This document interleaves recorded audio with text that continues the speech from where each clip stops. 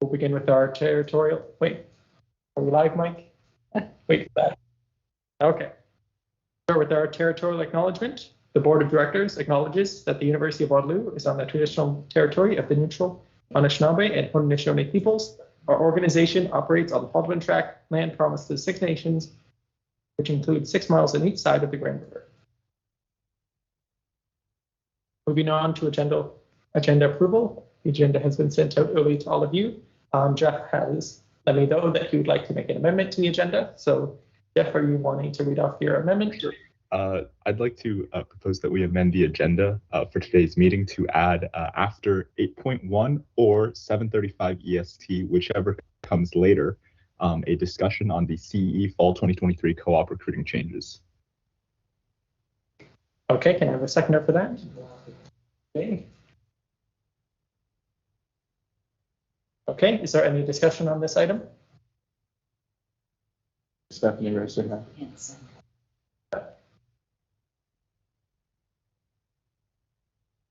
I don't see anyone raise their hand. No. So no discussion. I'll call the question then. All those in favor?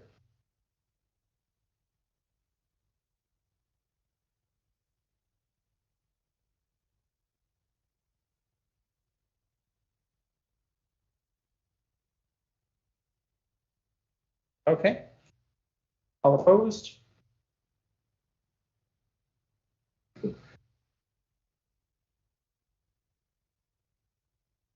Stephanie, that's an opposed.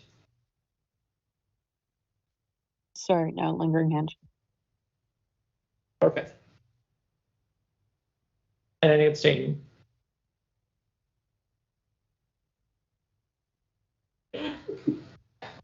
Okay. For my count, that was affirmed by consensus. I do not believe there were any abstained or opposed. Okay. So then we'll go ahead and approve the rest of the agenda. Okay. Can I have a second on that item? Katie? Any discussion?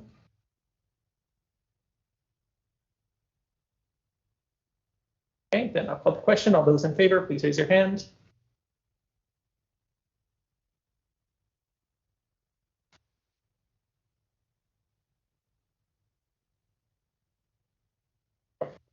And it is also taken by consensus, I believe, but just to be safe, anyone against?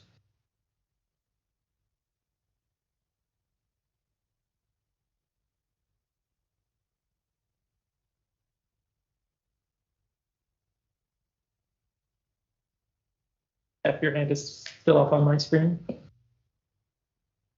you against? Sorry. No problem. And any abstaining?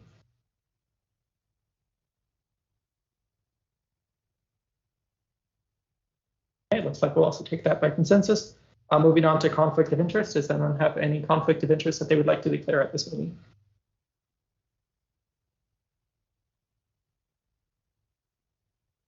Seeing any, we'll move on to the next item. So minutes approved. So the minutes for this meeting have been sent out beforehand. I will make one note that Eileen was not present at the previous board meeting, I believe, but on the minutes it says that she was. So that information has been sent to Esther and the changes will be made when it gets posted to the general public. Are there any other concerns with the minutes? Seeing any? Then the minutes will stand approved as amended. Okay, moving on to presentations now. Sandra from Capacity Canada is obviously joining us here in person today. I'm not sure if we've made it to the point where she's ready.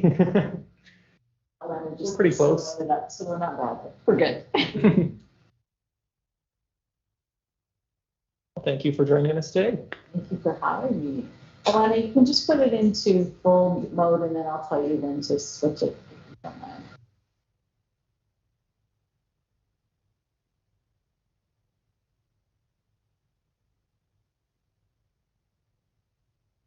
Well, thank you. Thanks very much. I'm glad to see everyone in person, and I apologize for my lateness to your meeting. Hopefully, I will be a fixture at your meetings as we go through the support that I'm providing you over the year, and I will plan on getting here a little bit earlier.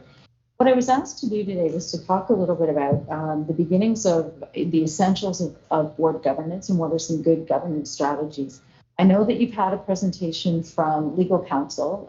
Pat Forte and I have actually presented together on different things. She brings the legal words, I bring the more practical kind of piece. So some of the slides may look like things that you've seen before, but my purpose of bringing them and talking to you about them is to say, okay, how do we put them into practice into the new model that you have moved toward? First of all, I'd like to congratulate you on moving to a model that truly is setting you up for success as the not-for-profit organization that you are. It's a challenge as you move from one to the other, for sure, but it is a good way that you've got things all set up. So next slide, please, Elena. What I want to start our series together, and it's a webinar series and together, is that we continue to increase your knowledge as directors and directors of not-for-profit organizations. Many of you have had experience either being on the student council in your high schools or have been on WUSA and have been functioning as a council rather than a board of directors on a governance policy kind of direction. And I know some of you from your backgrounds, because I asked a few questions of things that you're studying, you're learning about political science, you're learning about organizational development and how things all play. So some of these topics and the way we talk about them will start to come into play. My role is to really help you with the governance best practices and how you can evolve into not only what WUSA wants to do, but as you get on with your careers and you find yourself wanting to give back to different communities and you find yourself on boards and what's going to be expected of you, you'll be well trained to be able to do it. So what I want to cover today, and Rory, I should have asked at the beginning, how much time do I have? I could take up your entire meeting, or I can go real fast too. What would you like me to spend? And we'll end where we end. Mm-hmm. Maybe let's aim for half an hour. Does that sound good with everyone? So till 6:45? 6:45, I can keep an eye on that. All right. So some of the things I wanted to cover was just talking about, I want you to pretend now you're not coming from a council, but you are joining a new not-for-profit in wherever you are from, and you're learning how to be a board. So it's a bit of onboarding and you're a new director. So we'll talk a little bit about the histories and trends in governance. We'll talk about roles and responsibilities of each of you as directors and your accountabilities as a board. And I know later on in your agenda, you're going to be talking about the annual plan. So what I wanted to set the stage for is how you use that annual plan in the relationship between you as a board and Suzanne and her team as the operations or the administrative portion of the organization. So, next slide. Sorry, Leanna. Two, in fact, I think. Two. Yep, the next one. Sorry, I see you. I'm clicking on mine and I'm forgetting to tell you. That's okay. So just a little bit about not-for-profits in Canada. There are, believe it or not, over 13 million volunteers that are part of not-for-profit organizations in Canada. And I think my number's a little bit short. The last time I was with Imagine Canada, there's over 200,000 not-for-profit organizations in the province or in the country. And it's everything between things like a student council or like a council like you are, to a sports organization. The university is actually a not-for-profit, rated as a not-for-profit. Even though there are many for-profit activities that it does, it is classified as a not-for-profit organization. And it's a not-for-profit charity. So that's why you can get your receipts, etc. WUSA, you are classified as a not-for-profit in the province of Ontario. So you don't have charitable status, but you function and have all the accountabilities of a not-for-profit. The next slide, please.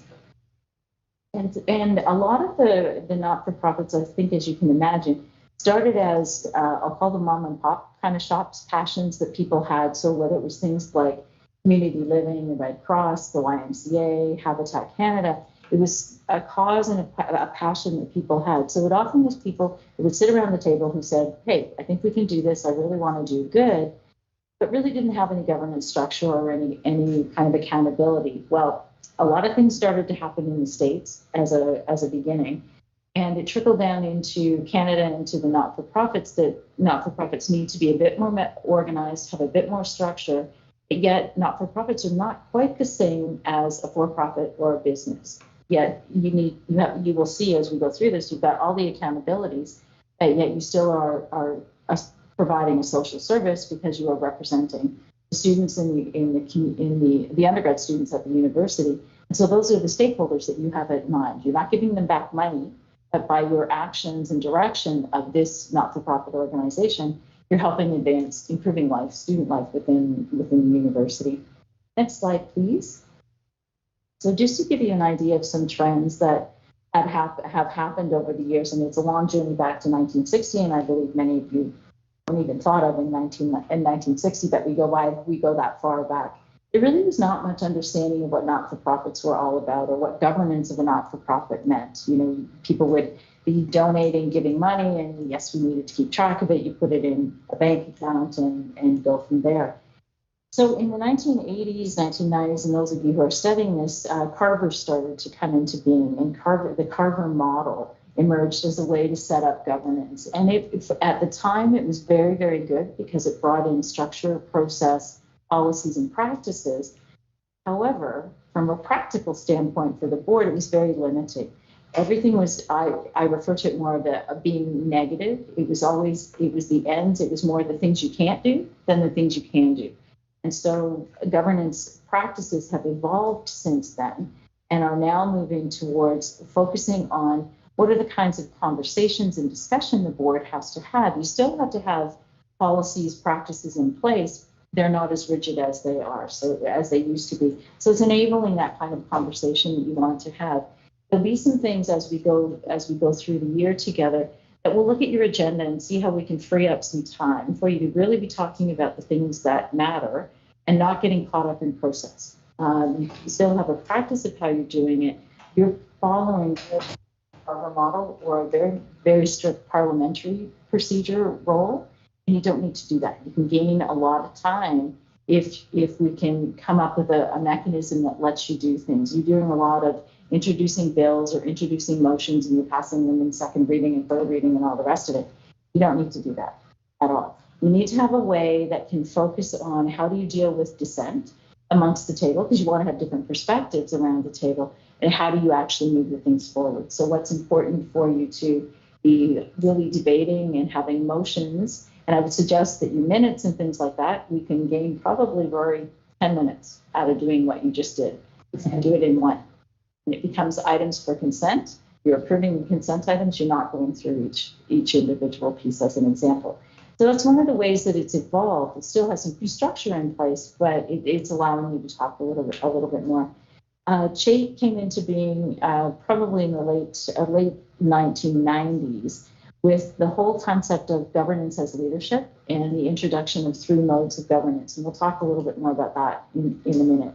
But since the early 2000s, boards have been moving more to being policy or oversight boards than working boards. And really, if I categorize where you are right now, you've been a very strong working board. Those of you who have been on the board for a while, you had mandates, you were a director of something, and you carried that out. And now you're acting as a collective voice. You may volunteer to help with different activities, but it's not in your board role anymore. It's as a volunteer. Next slide, please. So what do we mean by governance? Next slide, please, Elena. So if you just take this, look up a dictionary and what does governance mean? You come up with a whole host of things: to steer, to control, to influence from a position of authority, to make decisions that are best for the not-for-profit and those that you're serving, to carry out work directed toward the mission or the purpose. And that we'll talk a lot about mission. The kinds of things that you are doing need to be grounded in the mission of the organization, which tie into your articles of incorporation and a few other things that we'll talk about in a minute. But your mission is really important. What's the purpose of WUSA and how do you carry out the purpose? You're accountable to your shareholders, and in your case, it's the undergrad students at the university. So you are accountable to them to making sure that you are carrying the best interests of the organization forward. Sometimes you will find yourself in a bit of a conflict because you may have a group of students that want you to advocate in a particular way. Though, when you see things in the bigger picture, that might not be in the best interest of the corporation, which is a not-for-profit you're providing, that you're working on. So it starts to pull a little bit of tension, and it's hard, I know. And you also were all elected with a particular platform that you wanted to come forward. All those ideas are great to have. You now have to be able to put them into the perspective of what the organization is already doing. So your terms are not one and done kind of terms. It may take you a little bit longer to get those ideas forward. You also, governance also is to have the oversight and to be in communication with, and you'll see through the presentation, I use the word CEO, ED, and in your case, think Suzanne and her team. She's in that particular role. She's the most senior administrative person that you have as part of WUSA.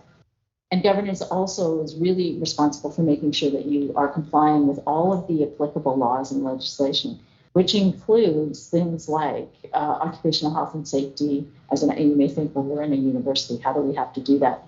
You are an entity within the university. So you have, it doesn't mean you have to know all those things, but you have to make sure that Suzanne and team understands what the university policies are around occupational health and safety. But as an example, you keep it safe. The next slide, please. So you can think about, again, sorry. Oh, sorry. Oh, one more. There you go. Sorry. Thank you, Elena. So a strict definition is that you are establishing and assessing the directions, the priorities, the systems, the policies, and the processes, and the performance of the organization. And again, your primary role is to act on behalf of the stakeholders that you have. And the model in the report that you received on the new governance structure that you're going in has it very well defined that the stakeholders, or in your case, the students, are the ones that you are accountable to. Then as the board, you're working with your VPs to carry out the governance the VP and the president to carry out the governance activities that you need to do. But the operational pieces that need to get done are the accountability of Suzanne, who has a whole team behind her. And that's how you have to start thinking about it. Your previous model had it all mixed up together, and then clarity of roles was really a challenge. So you'll find, I think, as we get going with this, it is a lot clearer. Next system, please. Thank you. So another way to look at it, if you like ships and nautical kinds of things, is you think about it being a system that's independent from the operating system, or you can think about a helicopter. A helicopter too. The operations are at ground level, and as the board, you're the helicopter oversee, and you keep going and you keep looking and you keep just keeping that high level 30,000 foot view. Occasionally, there may be things that you need to come down and just something happens. Let's say Suzanne got sick, and all of a sudden you had to figure out as a board who's going to take over, or what's the succession plan for her, even in the short term. So you may swoop in a little bit and figure that all out with the administrative team, and then you go back up into the oversight model.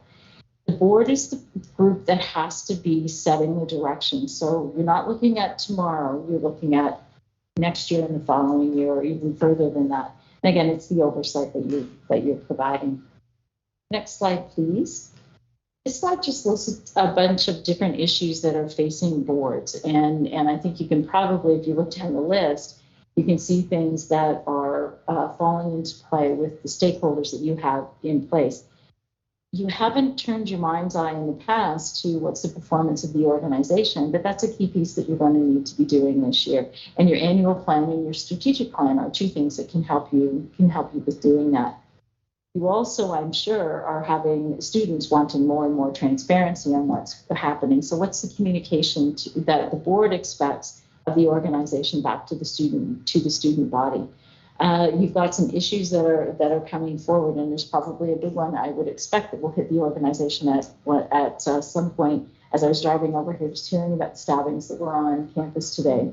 And so is that a safety concern or safety issue? A good governance question around that would be, are there any changes that we need to make in our practices? Is there communication we need to get out?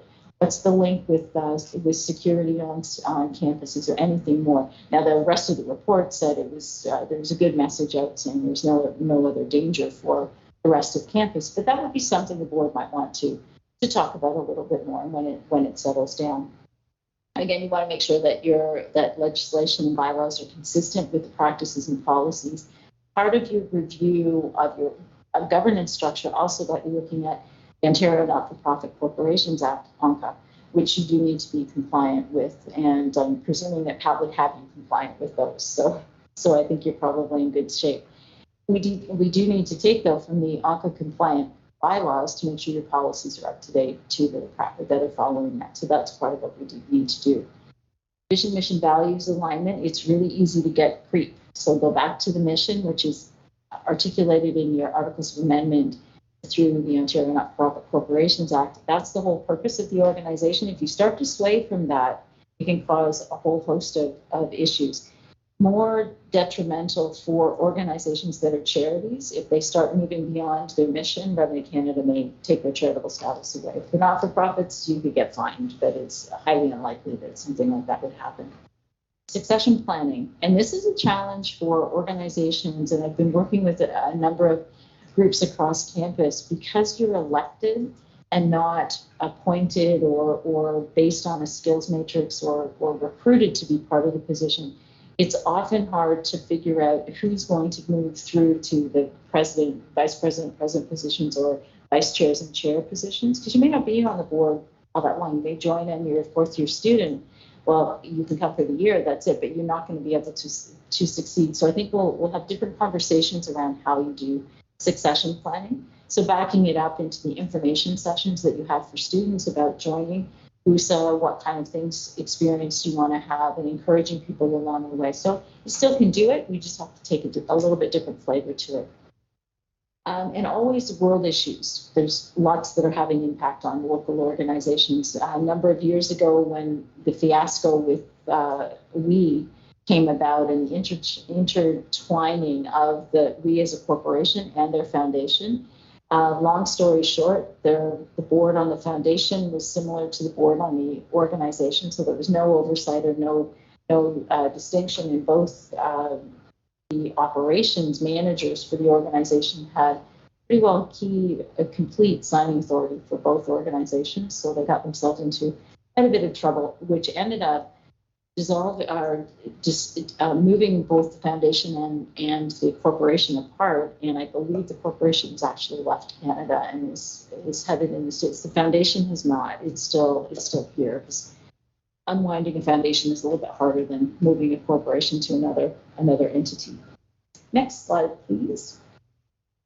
So this is just another way of looking at the framework and where you want to make sure that you've got some alignment. So I know that Pat had shown you a diagram that talked about federal provincial acts that you need to be looking at, and specifically for not-for-profit corporations. So those come from the government.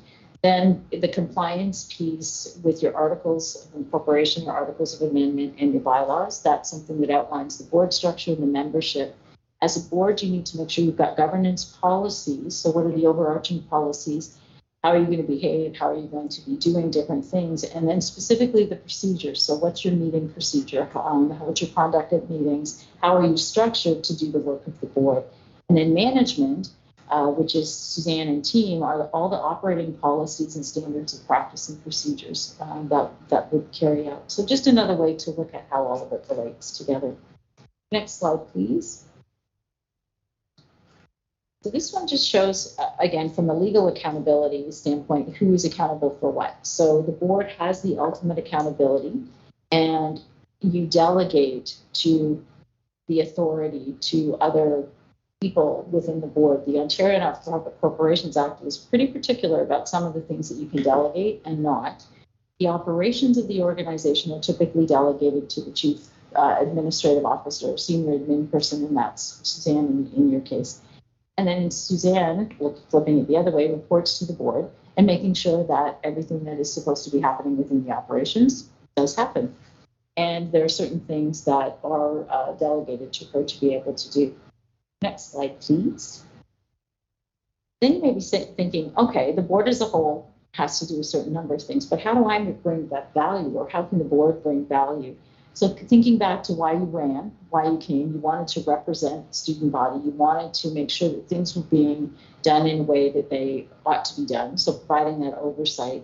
You wanted to contribute to the direction that the organization was going in. So you've got to bring that perspective. You're bringing your network, you're bringing your experiences to the table, which also help move the organization forward. You want to challenge one another and the organization to do better. So that's helping when Rory asks you to participate in the conversation, or if you haven't commented and he asks you to say something, be engaged, be part of the conversation, be the direction that moves forward. But also working collaboratively and trying to make sure that you are looking at things from a systems perspective. Board policy we'll talk a lot about, and you want to make sure that you've got the alignment that you need. Next slide, please.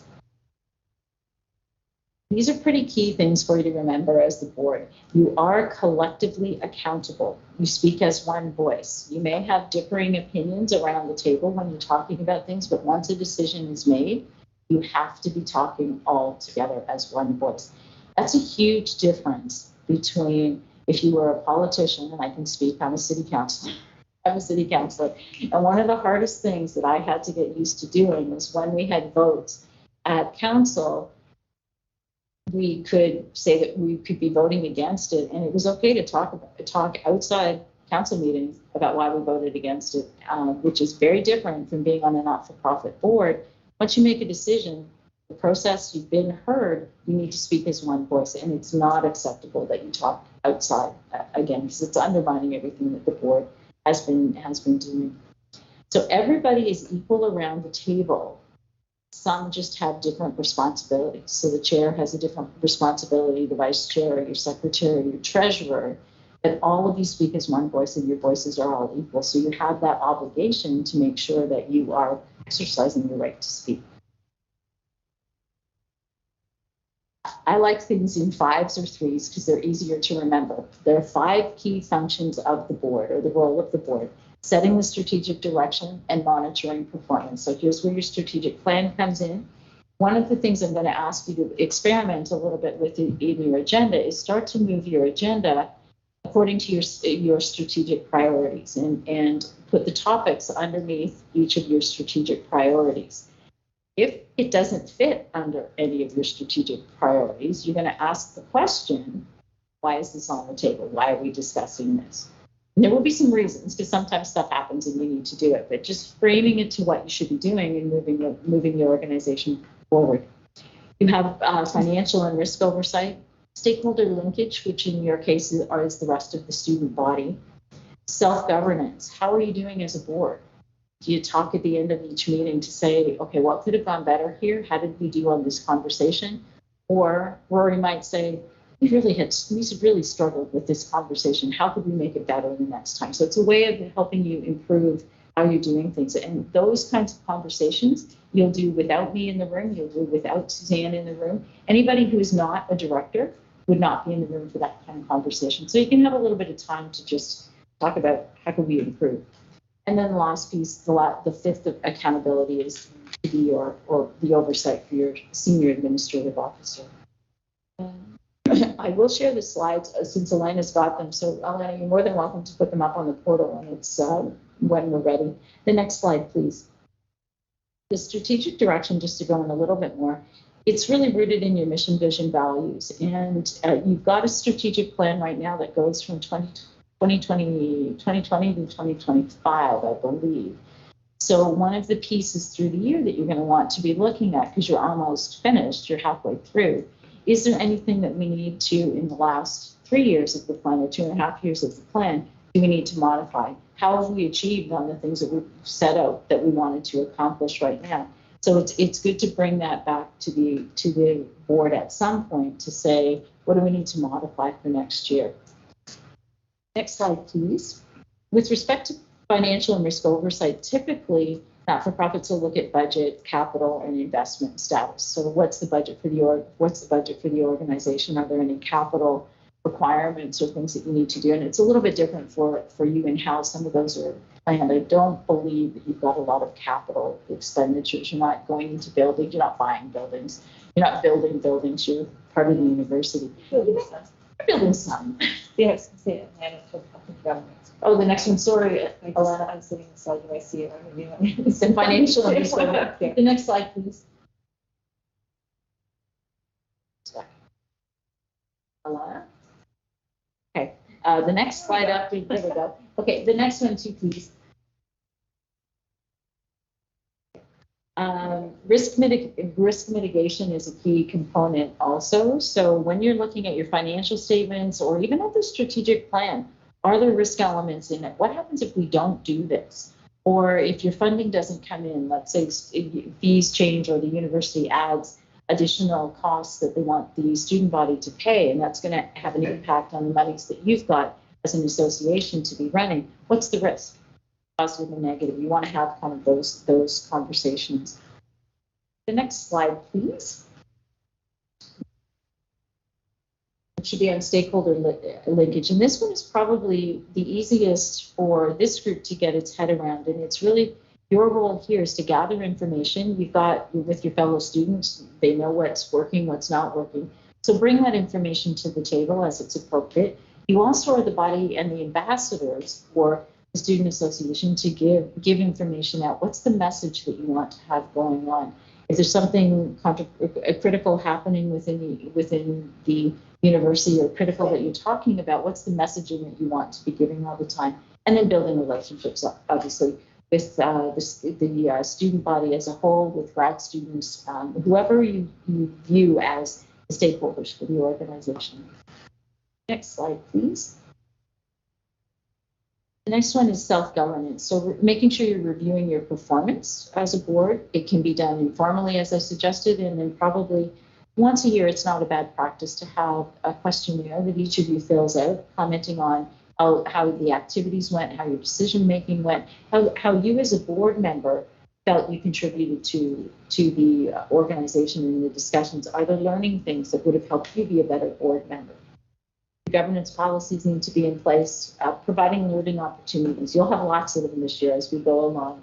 Our plan is you'll have one-on-one time with me, but also at your board meetings. This time you're giving me a little bit more time than you might, but we're trying to embed particular learning topics 15 minutes into each of your board meetings. And I'll be asking, when I meet with you individually, what are the things you want to learn most about being a board member so that we can incorporate that into what you're doing. And then the succession planning, I think that's a journey we'll learn together on how can we set up a model for succession planning, given that you've got elected representatives, you've got a finite time of 4 years maximum if you happen to start when you're a first-year student that you can be on the board, which adds some dilemmas to it. The next slide, please. Typically with not-for-profits, the ED oversight or CEO oversight, and that relationship is a pretty critical relationship. You want to make sure that you are working in harmony together. There are key responsibilities that the admin group has, and there are key responsibilities that the board has. They do overlap, and the biggest piece where they overlap is around strategic planning and the direction. As I mentioned before, the board sets the direction, and admin has to execute on it. And so there needs to be some conversations along the way, but we don't have the board delving into that actual execution of the plan as it goes forward. So those are roles that we'll continue to talk along the way. Next slide. I couldn't find my favorite one for this one, but as a board member, you can look in and try to see what's happening within the organization, but you really need to keep your fingers out. So I have one vision of a nose in and fingers out, or the other analogy is the helicopter that I spoke about. You're keeping that 30,000 foot level, the oversight responsibility. Something happens, you swoop in, help deal with it, but then you go right back out to the oversight responsibility. Your role is not to tell the administrative group what to do. Your role is to ask good questions, be curious about things. You can ask things like, what happens if we do this? What's the impact if this happens? So let's say Suzanne brings something to the table saying, I'm just hearing from the university, it looks like our fees are going to be changing and what's coming to the association is going to drop like this. So one of the things you would expect her to be bringing to you or having you be able to talk about is what's it going to mean to the services that are available. And then you have that conversation about, okay, if we can't do this or if we don't do this, what else? Or where do we go with it? So it's a higher level conversation that you're going to be having. Next slide, please. I think we talked about most of this. Reporting to the board, set the strategy and the vision, make sure that the organization is running well. All of the staff and the operations are the responsibility of your senior executive director or CEO. And the other part is to make sure that the board has the information to do their job, the right information to do the job. I'll challenge you as board members. Often there's lots of really, I'd really like to know this, but it's not relevant to the decision making that you need to make. And so that's the change in your mind that you have to make. And I'd like you to keep thinking about when you're asking for something, before you ask for it, what's the governance question here? Why do I need to have this? Is it really going to help me make a decision, or am I just really curious about it? All of us fall into that trap, even me. I catch myself all the time. My background is in healthcare, and I'm chairing a hospital board right now. I know too much about the operations of a hospital, so I have to keep, and the CEO who sits beside me most of the time at the board meetings, it just gives me a punch if I go too far into operations. And I know, yep, I've asked the wrong question, but it's hard sometimes when you're really curious. You got to think about what's the level you need to be asking the questions at. Next slide, please. This one just depicts in a different way of what your roles and responsibilities are. There are pieces where, as a board, you're going to be leading, and that's around the ethics, integrity, your process, the vision, the direction that the organization is going. You're partnering around the execution or the strategic plan itself, looking at who's executing the financial structure, the risk appetite or risk tolerance, and I'm not sure that there'll be too much that you'll have. That usually falls into a little bit more into investments and how you're investing your monies and what your tolerance around that is. And setting the organizational culture. So the organizational culture within WUSA itself, you have a culture, and then there's a culture within the student body itself. So you've got two roles that you need to be playing. You're monitoring as the performance of the organization, so the performance against the strategic plan that you've set, and then you're really staying out of the way when it's anything related to execution. Now, some of you may have expertise because of your course of study, and it could be something that the staff are working on, and they may reach out to you and say, hey, can you help me with this? At that point, you're not acting as a board member. You're accountable to that staff member whose project it is, and you're supporting them in whatever they're asking you to do or whatever advice they're asking for you, but it's not in a board relationship. A key example would be sometimes you'll bring in experts to help out. Well, there's nothing wrong with the board member being that expert, but you're not acting as a board member in that capability. That is 6:45, so I can stop because it stops at the responsibilities. I do have a little bit more, but I can do it another time too. So I can stop, and if there are any questions on what I've done so far. Are there any questions so far? How does the board feel? Do you want to continue, or do you want to jump into our other items? I know you've got a busy agenda. Well, having today. We do have a heavy agenda. Doing thumbs up, so. Thumbs up on mine. I don't know what thumbs up mean. If that means Probably if that means continue on, or if that means Probably means continue on. with what though? With the agenda or the presentation? It's actually not a bad spot to stop. Right here is where I was going to move into just the modes of governance that you're going to be practicing. So we can start from there the next time. Okay, that sounds good. So we'll start from there the next time. Okay. So any questions? Okay, then moving on to our next item on the agenda, under unfinished business, 3.1, update on communication between student governance and at-large bodies. This is submitted by Jay. Anything you'd like to add to this? Yeah, just unfinished. So do you have any update? I'll check those. Jeff? I'm not sure how many of you frequent Reddit. Unfortunately, I am a regular denizen. There was a thread the other week about sort of some students being frustrated with the amount of communication they'd been seeing from WUSA, which I thought was very appropriate since we have this recurring item. I just wanted to give an update that perhaps myself, or if any other directors want to take this on, sometimes we can also out of our own time post on Reddit, perhaps cross-posting the lovely WUSA monthly updates created by staff to give some more visibility there and give an opportunity for students to actually engage and ask questions. Just since there seemed to be a lot of push behind that thread in particular. Sounds good. Thank you, Jeff. Any other? Yeah, although like I don't personally use Reddit, but I think it's valuable to see students' comments on Reddit. For example, there's a post I see just today about company about like directors and president VP salaries. I think because they don't know what we're doing, they only say like, oh, we get this much money by attending meetings, but that's not true. We are doing other stuff. So I think it's really important for us to advertise for what we're doing, what we have done, and what we will do. I remember when I first brought up this motion, we have like short-term plan and a long-term plan for the marketing initiatives. So I just wonder if there are any updates. I know Melissa isn't in this meeting today, so I'm not sure if Suzanne would feel comfortable speaking to any updates on that.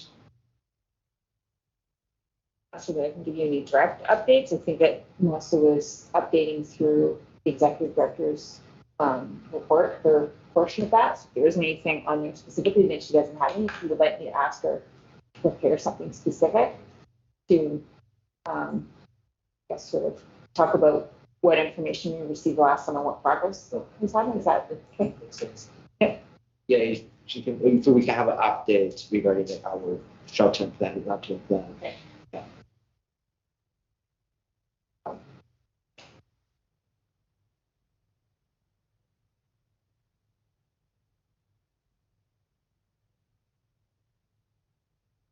And I just put something in the chat, wondering if we could have posts on the WUSA Instagram about upcoming meetings. You mean like board of director meetings, Amanda?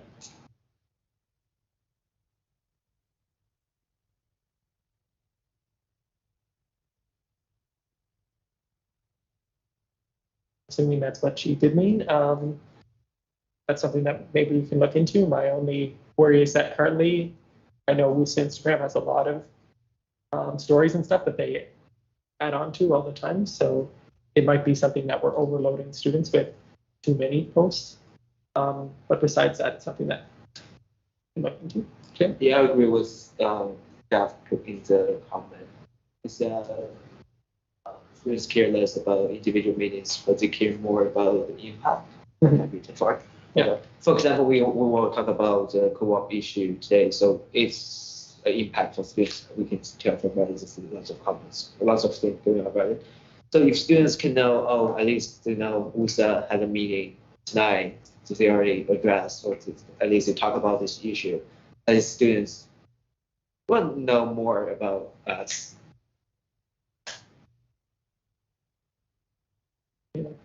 Yep. And talking about transparency, is it like not advertised, that's the right word. Do students understand that WUSA is like Sandra was saying, we're not a student council, but like we're a corporation. Like I don't think most students recognize that we have like a legal responsibility and that we are like a corporation and not just like a group of students being together in the room and eating food sometimes. Is that communicated at all? Because I feel like most people don't recognize that, and that's probably part of why they're so shocked that we're getting paid like this.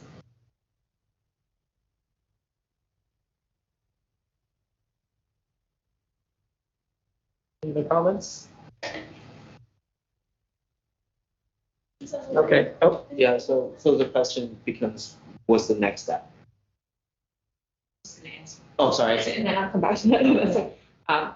Yes, I think with governance changes and going from a bicameral to this model, it's new. And so, yes, the communication is out there, but the communication is going to take some time. And then the second part of that is, I think, from an ownership engagement and some of those opportunities that you folks will have to connect with students.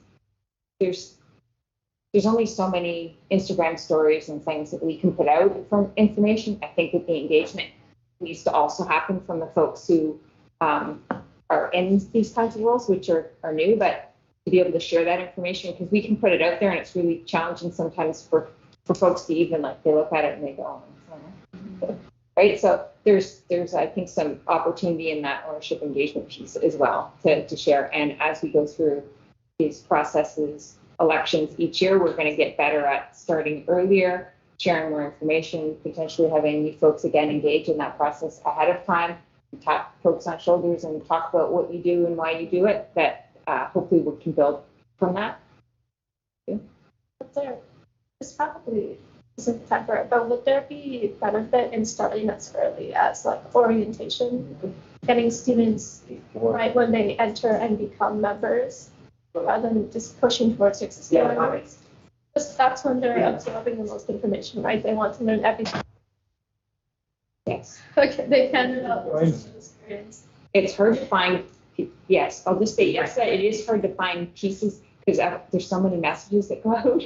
So it is to try and be strategic in the when and the how for sure, but orientation is definitely a great time to catch early, right? Yeah. Jay had a question about that. Huh? Jay had another question. No.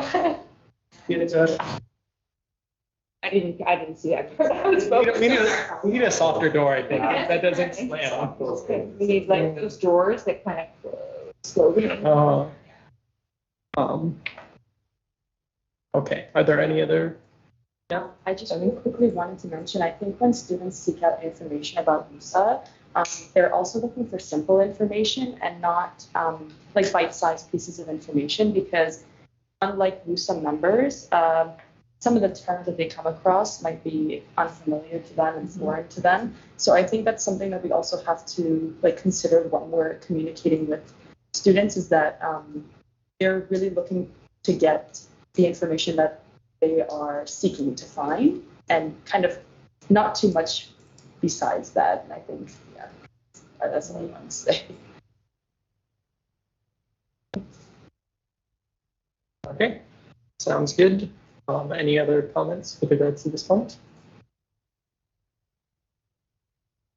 Okay, moving on to the big one, 4.1, approval of the 2023 annual plan. So this is, be it resolved that the board approve the 2023-2024 annual plan as presented. Please have a seconder. Katie? Okay, I hope that all the board got a chance to at least watch the board training with regards to what is on the annual plan and sort of some of the background information with regards to it. Just before we dive right into things, I'm just going to give a quick update on some of the questions that we promised to get back to you on in that session.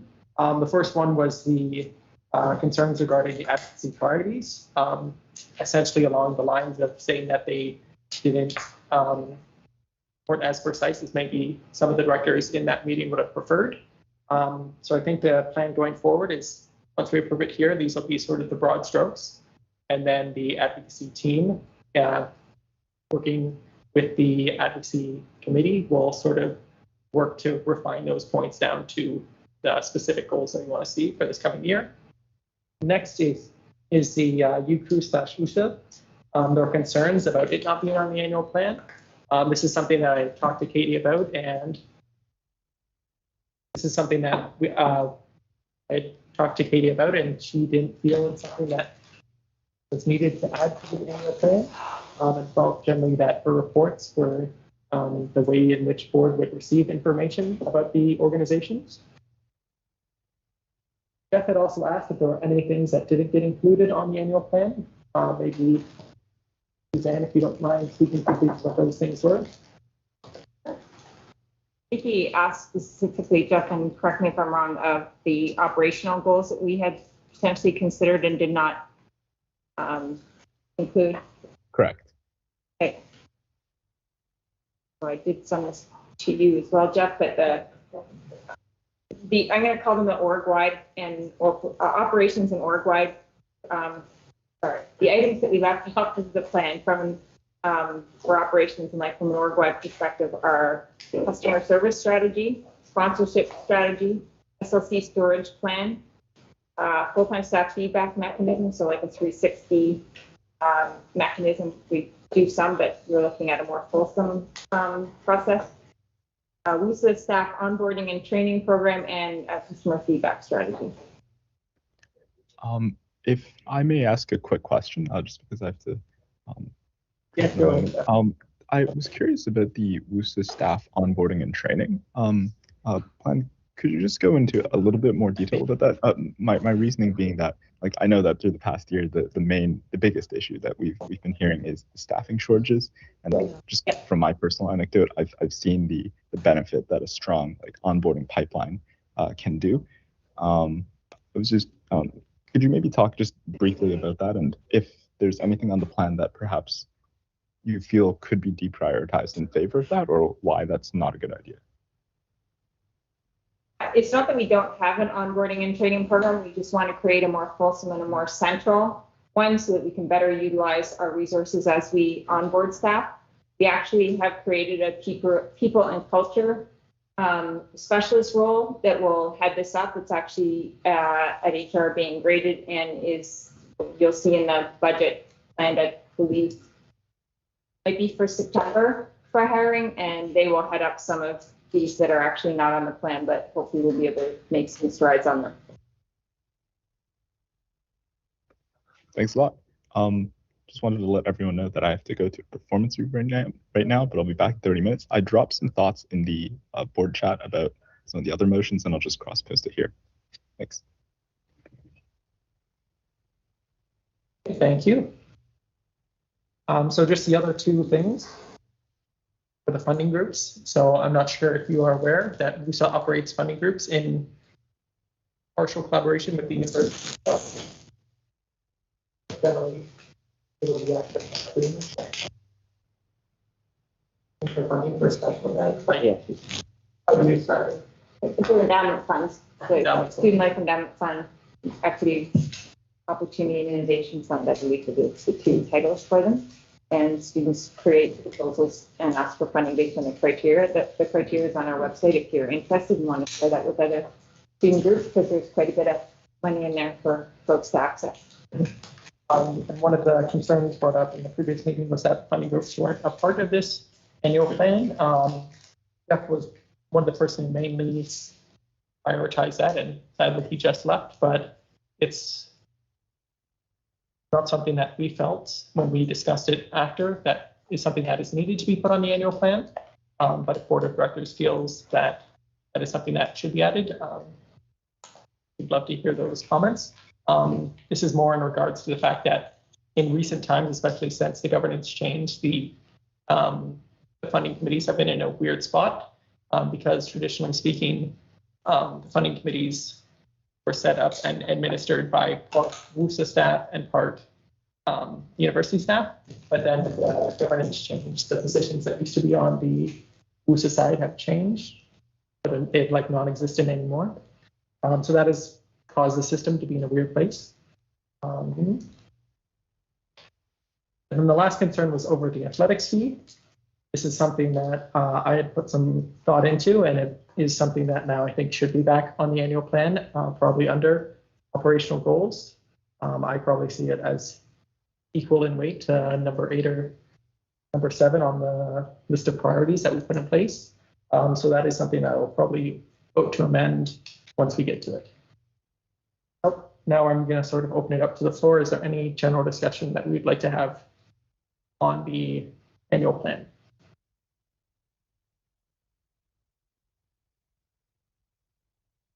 Steph?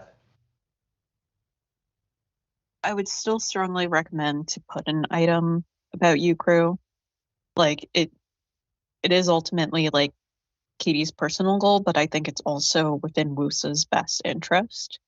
And even though there's an intent to provide sort of a summary of what's been going on there, again, it's the place where we outsource a lot of our federal advocacy to, and of which we've invested a lot of resources into. So to me, I think it's in board's best interest to say that they're prioritizing having impactful advocacy organization. And if we're going to put resources behind that, I think it needs to be reflected in the plan, because I don't want us to get in a case where someone says, well, it wasn't in the plan, therefore we're not going to help out with this. Like, I would ask that the board consider it a priority, because a lot of things do get influenced at a federal level, that having a strong outlet for collaboration with other student associations and keeping that organization alive is really in our best interest here. Katie, do you want to speak to that? Oh. Yeah, if you want to speak to that, Katie. It's not that I don't recognize the fact that UCRU plays a very important role in our federal advocacy, but I think we should also recognize the fact that we have never outlined the goal or specific priority of UCRU or WUSA in any of the past plans. But to add on to that, regardless of whether I'm chair of UCRU or not, we're also working with other institutions, and there's still so much more development that has to be done on UCRU internally before even we at WUSA can kind of set a priority for what that might look like. And I speak not only as like an officer or director of this board, but also as the chair of UCRU, and saying where I'm not sure having it as a priority on our annual plan will reflect any progress that we might want to see federally, which is why I would rather have it as an ongoing update, which I can provide in more depth and in great detail about progress and insights that we have on UCRU, which lead to further discussions about what our federal advocacy looks like and how I can use my position as chair of UCRU to convey actions that we would like to see on this board. I don't think that necessarily has to be reflected in the plan, but can be ongoing and be constantly top of mind for me in the role that I am having as vice president. Steph? So references to WUSA and UCRU have actually been made in previous annual plans. The one I'm thinking of the most probably predates you because it would have been in Jill's year as executive, but that was one of the last times for which we had a chair from WUSA be that person. And it's not that I don't trust you, it's more of that it gives you more resources if we put it on the annual plan, because then it makes it harder for staff to backpedal not supporting you in your capacity as UCRU chair. And regardless of whether or not you personally would like their support or not, I still think that, like, my preference as a board member is for that organization to get support. Like, I think that putting it on the annual plan is communicating that WUSA board cares about the success of this organization. Katie? I would say a couple of those points there. It's that I have faith in staff, and I have faith in staff roles within the organization to give me the supports necessary to help me drive UCRU forward. Thank you for maybe providing insight to me on that it was identified before in previous annual plans. I wasn't aware of that, so having that insight is nice. But I would just say, to kind of reiterate the fact that I think UCRU as a whole shouldn't necessarily be a priority on the plan, specifically because our advocacy plan is already really ambitious. I think adding another element to that, when we already have David's role, who helps with stakeholders and relations and has the capacity to almost fully or much plainly said or plainly put, great capacity to assist me with a lot of UCRU stuff. I'm not sure I see the necessity in really outlining that in the plan, but I do appreciate your input on this stuff. Yep. I mean, ultimately, I'll leave it up to you here, but like last year, Denver and I were promised resources and support for UCRU, and that was backpedaled. And like, I have reason to want things written explicitly out in the annual plan so that I can make sure that things happen and that we get support and that things aren't, excused later because it wasn't part of the annual plan. Because that's what happened last year. And I really don't want to see that happen again, because I think that is really not in the best interest of WUSA. And will really not be in your best interest either. Like, I know you want to be trusting and whatnot, but sometimes having safeguards in place is in your best interest. There's no specific disadvantage of, let's say, including it. I would just probably like to emphasize that if this falls under our advocacy priorities, our advocacy plan is already really ambitious. So it's more to the idea that, yes, this could be a safeguard, but then again, we could be potentially drawing back on something else within advocacy that might not be, of course, our top priority, but lower down there. So that is what I would respond to. Any other comments?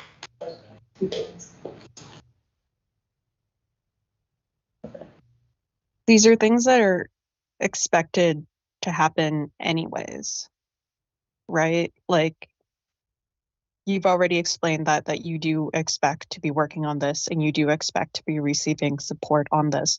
So I don't really see why explicitly laying it out is an issue. Because if these things were going to happen anyways, and if they were going to create issues in terms of achieving the other advocacy items, then they would regardless. And I think this basically prompts that either we need more resources in order to get these things done, or we need to rethink the AVO priorities that we have. But this is a longer term thing, right? Like, it impacts our direction with federal advocacy, which is a fairly substantial decision maker when it comes to international students issues, as well as when it comes to Indigenous student issues and portions of student funding. So to me, this feels like it should be a priority. Okay, I'm going to give my quick response to that, and then I'm going to pass it back to Amanda next.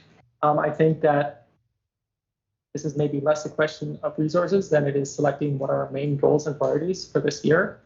I think that if we want to list out everything that we're going to be doing for this year, it's going to be a huge document. And I don't want to be sitting here all night outlining everything that we're going to be doing for this year. And we're really just trying to focus on those 6 or 7 things in operations and advocacy. Amanda? Yeah, I was just wondering, does WUSA have any other direct federal avenues, like in terms of advocacy and what UCRU seems to provide? Does WUSA have anything else kind of similar to it? WUSA, speaking more just to the federal level, there are other organizations out there that WUSA is not currently a part of. I would say, to answer that question, not really. Sort of UCRU, as Stefan would probably say, is our only form of federal advocacy besides going it alone. Katie? I'll just make it really quick. The only thing that I would caution towards is that the UCRU board, we haven't even decided our advocacy priorities for the year. So if we support UCRU or have it outlined in the plan, then we could essentially just be supporting any advocacy priority that comes up federally from that board, regardless of the circumstance. And I just want to flag that. Not saying, like, of course, being a part of the UCRU board, I wouldn't have to facilitate that kind of work on that advocacy level. But I would just be worried to attach ourselves to something directly. That's why I would caution it. But I mean,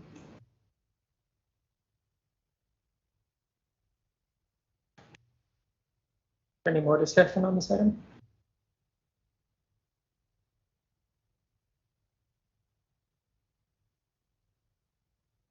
Not seeing anything, so I think the question is then raised. All those in favor, please raise your hand. So, sorry, I'll restate the original amendment first. That way it's very clear. So the original amendment, as raised by Stephanie, is to include a section with regards to WUSA support for the future operations and planning of UCRU. So that being said, all those in favor are okay.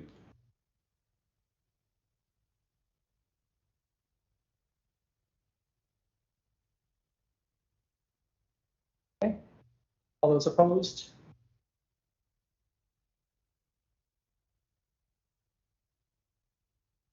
All those abstaining? Okay, so that's 5 for, 2 against, and 4 abstaining. So then the motion is adopted, or the amendment is adopted. Fails. Fails? Your abstentions count as negative votes. Under ANCA, your abstentions count as negative votes. I wasn't aware. That's a new one for you. Yeah. Okay. I was following Robert's rules, yeah. Yeah, no, coming to the legislation, it's trying to get you to not be in this situation that people do need to be making a decision. So Okay. Which one is that? the legislation, the new legislation. That's under ANCA? Yeah. Well, thank you for that clarification. Would we do a Should we revote? Yeah. With this new information, I guess we have a formal recall. Would someone please like to formally call for a revote? Motion for a revote. Thank you. And can I have someone second that? Thank you. Okay. So with this further information, you're going to have a revote. All those in favor, please raise your hand.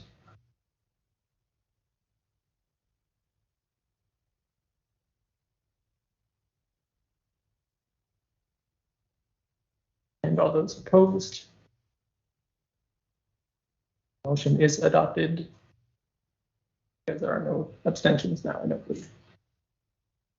Okay.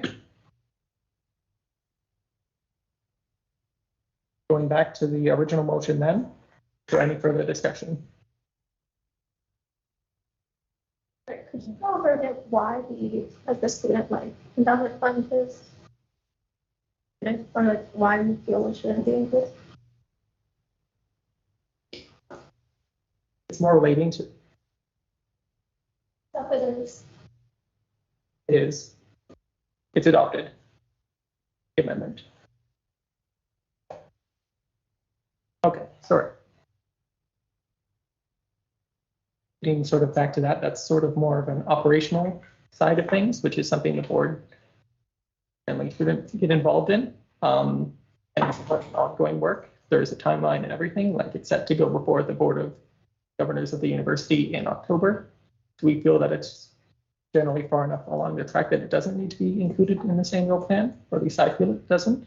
But if you disagree, I'd love to hear why you disagree. No problem. Any other? Beth? Sorry, I'm going to motion, be it resolved that the Board of Directors approves the annual plan as presented with the following changes. Under governance goals, the addition of a reference to revamping and streamlining of the Student Life Endowment Fund and Equity, Opportunity, and Innovation Fund for the benefit of undergraduate students with the aims of increasing engagement and transparency. You mind typing that in the chat for me? Sorry, one second. I will, I'm multitasking. Oh, okay. Okay. Thank you, Mike. Can I have a second for that motion? Matthew? Is there any discussion that would like to be had on this motion? Yep. I feel like this falls in a weird area where it is both operations but also governance. Because as a board, I mean, strictly, I think one of these funds, the Student Life Endowment Fund, has its own board, which consists of positions of WUSA that no longer exist anymore. Meanwhile, I think EOI is ours. But the issue still stands that the governing documents for these things and the processes, they haven't been hammered out yet, which makes it difficult for these things to run. And each term we're collecting a rather large sum of money. I think EOI collects like $15 and the Student Life Endowment Fund is $30. So not keeping an eye on and making sure that these funds are accessible to students, I think is really not in the best interest of students. Like, I know a lot of students don't engage with endowment funds, but they do have the capacity to do a lot. And specifically with SLEF before, I've seen cases where it hasn't really been advertised that well, and we've made a lot of strides within the last couple of years to make that more accessible, and to see us backpedal on that, I don't think is great. Again, I'll say if there were plans for this to happen already, that's great, but I think by including it within the annual plan, we as board are explicitly acknowledging the problem and asking for updates on it. So again, it's a huge amount of money that's supposed to be available to all students to submit proposals to benefit the student life environment, and that's really important. And I think the democratization of resources and of WUSA is best embodied by us trying to make these things more accessible, which is why I asked that they would be on the annual plan. Sounds good. Any other discussion? Not seen anything. In the motion that you made, Stephanie, you included both the original motion as well as the amendments.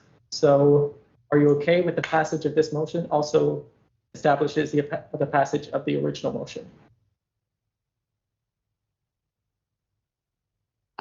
I will ask very quickly if anyone else has any amendments. If not, then yes. Any other amendments? I'm going to motion to amend with regards to the athletics fee. I think that's also something that should be added under operations. I think this is something that can probably be added under 7 or 8. So just a little bit more context, at the last general meeting,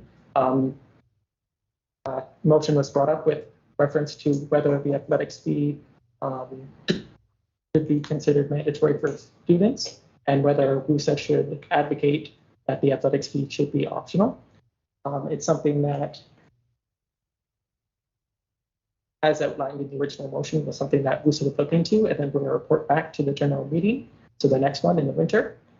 So far, work has been done on it, but more work needs to be done with regards to that, and it was something that was also brought up in the last meeting.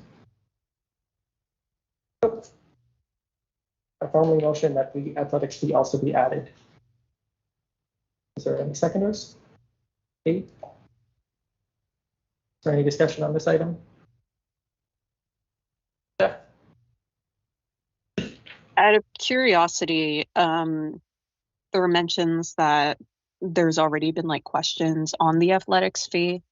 Can you give a little bit more update on that? That is probably more of a holistic question, sadly, but yes, I know questions were asked in one of the recent surveys that went out to students. I think that most of the work now would just be getting that information to a report and then presenting that report to board and then eventually the next general meeting. Okay, gotcha. Hey, you had something? Okay. Okay. Any other comments or questions with regards to that amendment? Okay. And the question will move. So this will just be on the original amendment, and then we'll move to the amendment that also contains the original motion. So on this amendment, all those in favor?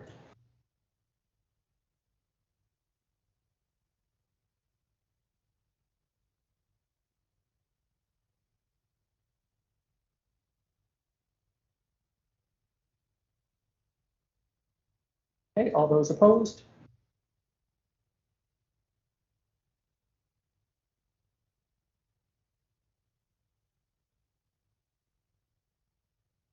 All those abstaining? I know, yeah, no. Actually, good governance practice is not to abstain, talk it through. Unless you've got a conflict, then that's a legit reason to abstain. Okay. So then moving back to the original motion, which also had the amendment that Stephanie proposed. Is there any further discussion on that?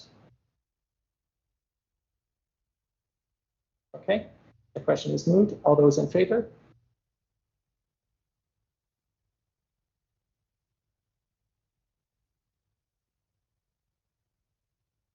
Okay. All those opposed? .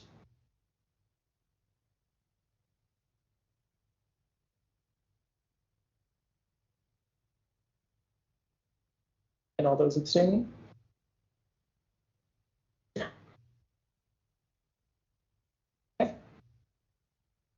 That's that.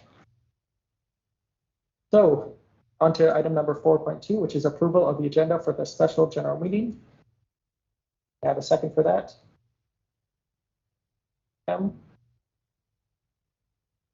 Any discussion we'd like to have on this item? Do you have anything as of right now about like potentially hosting some public town halls? Because in this topic right now, transparency, like we could definitely benefit from students coming in, having like a little sit down. We're there. They voice their concerns right to us, right in person. We do it in SLC. Is there something like that that we could maybe put in special general meeting or wait?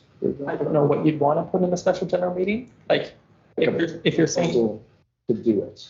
Then that's a proposal you bring to board itself. It's not something that you need to put in front of a general meeting, I would say. Okay. If that makes more sense. Initial consultation. Committee would be a great place for that. Perfect. Just more a learning opportunity. Yes. When you call a special meeting of the members, you have to identify what the purpose of it is in advance. Usually it's only one item that you're doing. Otherwise, you're keeping it to your annual meeting and doing it there. There's nothing preventing you if you want to have what you were talking about, the board can decide to be doing just a regular meeting. And you could just do it. Yeah. Yeah, but the special meetings are really, really be careful. You don't want to have them all of the time unless there's really something important that you need to be doing.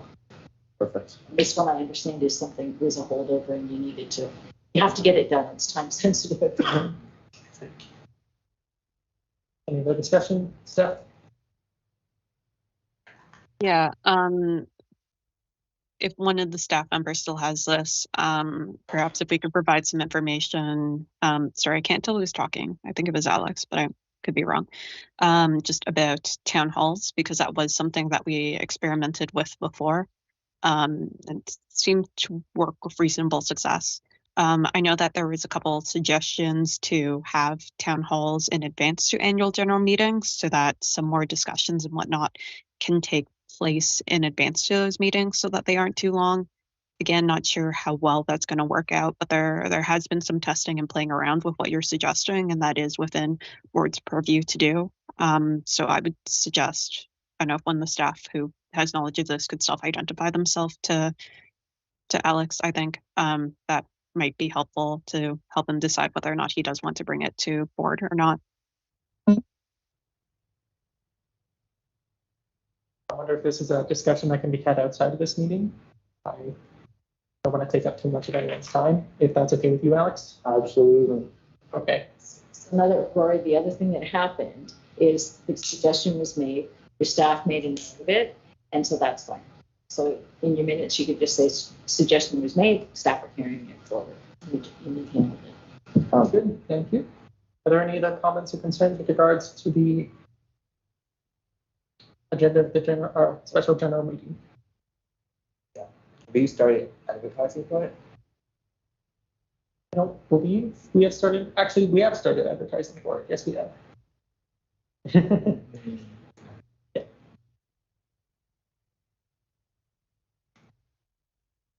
Any other comments? Questions? Not seeing any. Question, all those in favor, please raise your hand.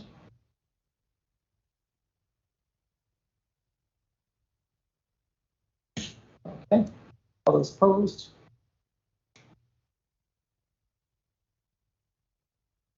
And all those abstaining? And the motion is adopted. Moving on to item 4.3. This is something that was suggested by Sandra to move to monthly board meetings instead of our traditional bi-weekly board meetings. So the motion is, be it resolved that the board approve 6 p.m. July 26th and August 23rd as the dates and times for the board meetings in the spring term. Can I have a second for that? Kevin? Is there any discussion we had on this? I know Jeff had put some points in the chat, so I hope you all got a chance to read those.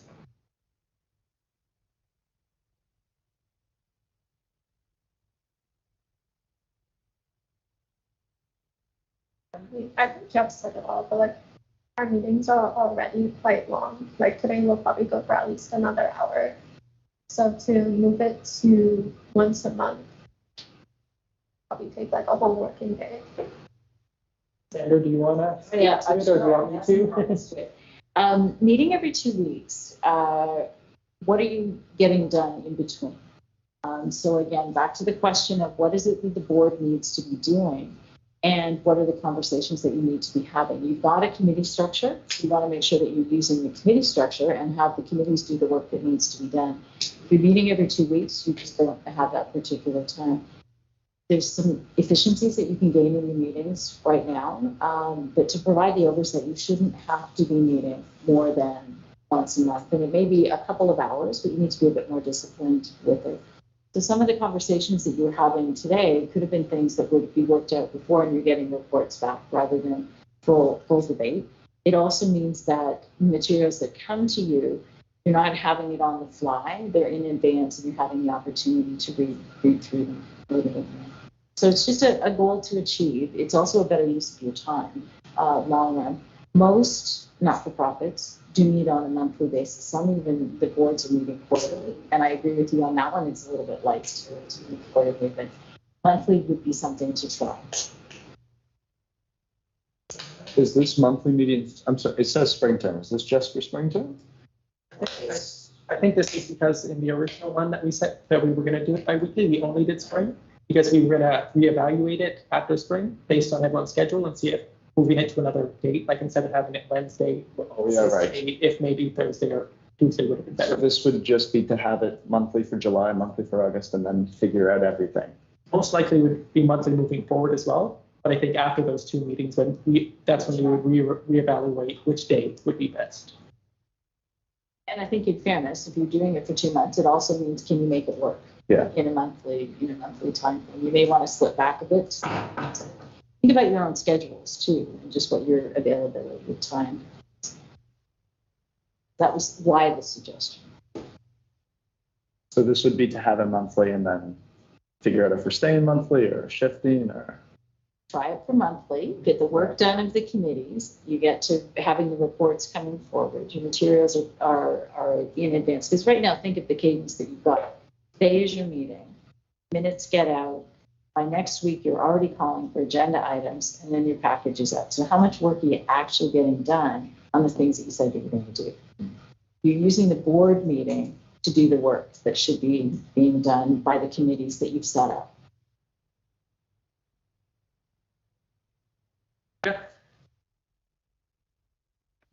Hi guys, I'm back from my performance review to ask for a few things. So I guess one of the main things with the governance overhaul was that, like, you know, staff are taking care of the day-to-day and board receives reports. For some projects, for a lot of what I guess WUSA does, because it's a student organization and because our ownership, that the students are so close to the organization.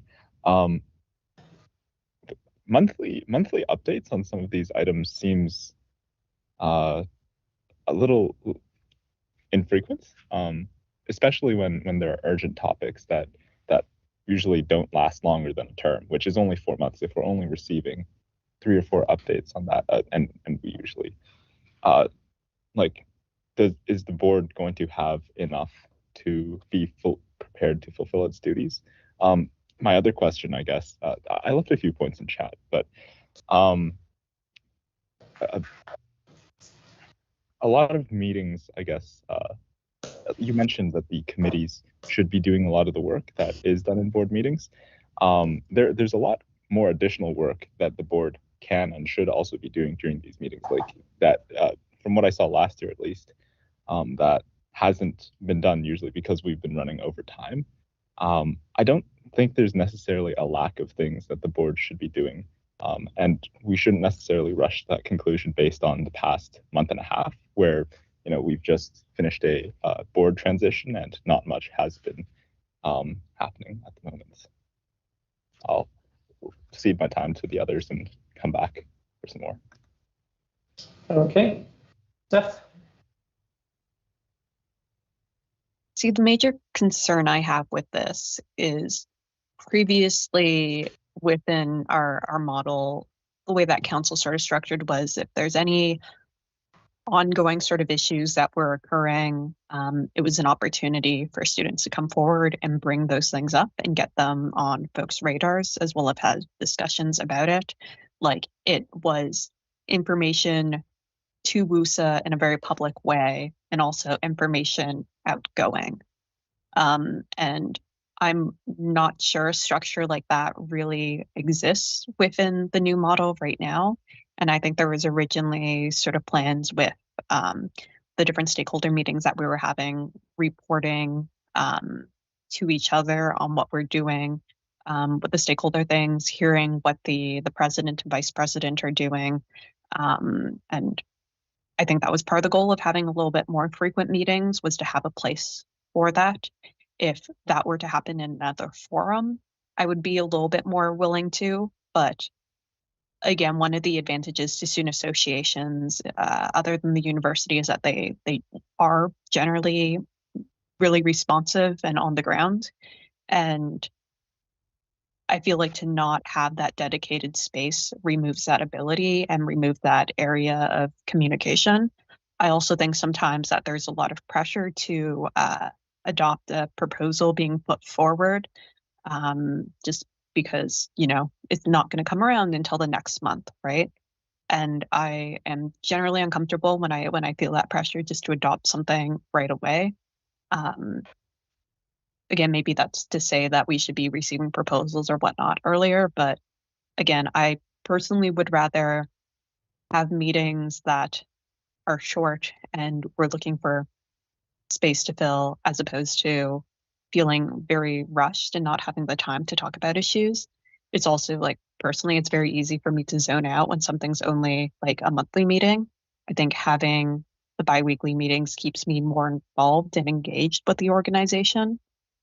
So for that reason, I'm very tentative to move to monthly meetings until I see different ways that some of my concerns can be addressed, like an alternative body to be that discussion and update forum. Okay, Katie? I would also say that I am tentative about it as well, because like we saw with the events today with the CEE, and then also certain things on campus, having biweekly sessions keeps more recent events top of mind. And I think the way I view our board sessions is more than just an information session where we also set a direction and interact with the membership. It's also an opportunity for all of us to interact with each other. And I think that through that interaction, regardless of whether we're voting it to be biweekly or monthly for the spring term, being able to meet with each other, learn more about the direction we're going as a board, and communicating both outside of the board meetings, but having that opportunity to meet more regularly, regardless of whether we're in person or online, is really important. But I can echo the sentiments that Steph and Jeff brought up in terms of updates from officers and possibly going over time based on the amount of agenda items we get. For example, I would be saddened if we got to a point where if we did monthly, we would have so much updates and so much information that we would overwhelm the directors. And in my mind, to keep that communication up with the membership and also make sure our board is informed and we have the capacity to kind of work together while the new committees are just operating, I do think that bi-weekly would probably be better, at least for the springtime. Can I go? Yeah. Where are you going? But no, I just wanted to get on the list. I don't know, as a new member of the board who's never done this before, if there's ever going to be a time for us to try monthly meetings, probably spring term is going to be the time to try it. I think honestly it could maybe even have the possibility to work opposite to what you said, Katie. Maybe take a month and we have time to compile everything, narrow it down, get it nice and straightforward when we present it. So I'm thinking in a 2-hour meeting, if we didn't have a 30-minute, not that it wasn't great. No, but you plan for it. Right. Yeah. If we just blast through motions, not blast them because we want to be informed. But if we have these motions like out, legible on paper and ready to go, monthly could work. And then at the end of spring term, maybe we go back to every 2 weeks. So my comment was back to what I talked about with you. What's your role as a board? And what are the things that are board work that need to be done? But I've heard a couple of the things being, and yes, you do need to put different structures in place because you're used to having certain reports or communication. So is it helping you advance your governance accountability, or is it helping you advance the communication or the communication that you want to have with your stakeholders? And the board is a stakeholder as well. So is the board meeting the right venue to do that? Or is there another mechanism to do that? So that's something I'd like you to keep in the back of your mind when you say we do it bi-weekly because we don't get all of these updates. Well, are you making a decision on the updates, or are you keeping informed? So is there another way to do that? Yeah, it's not an either or. You have to look at what it is you've valued about your time together, and then what is it you need to do to fulfill your governance accountability.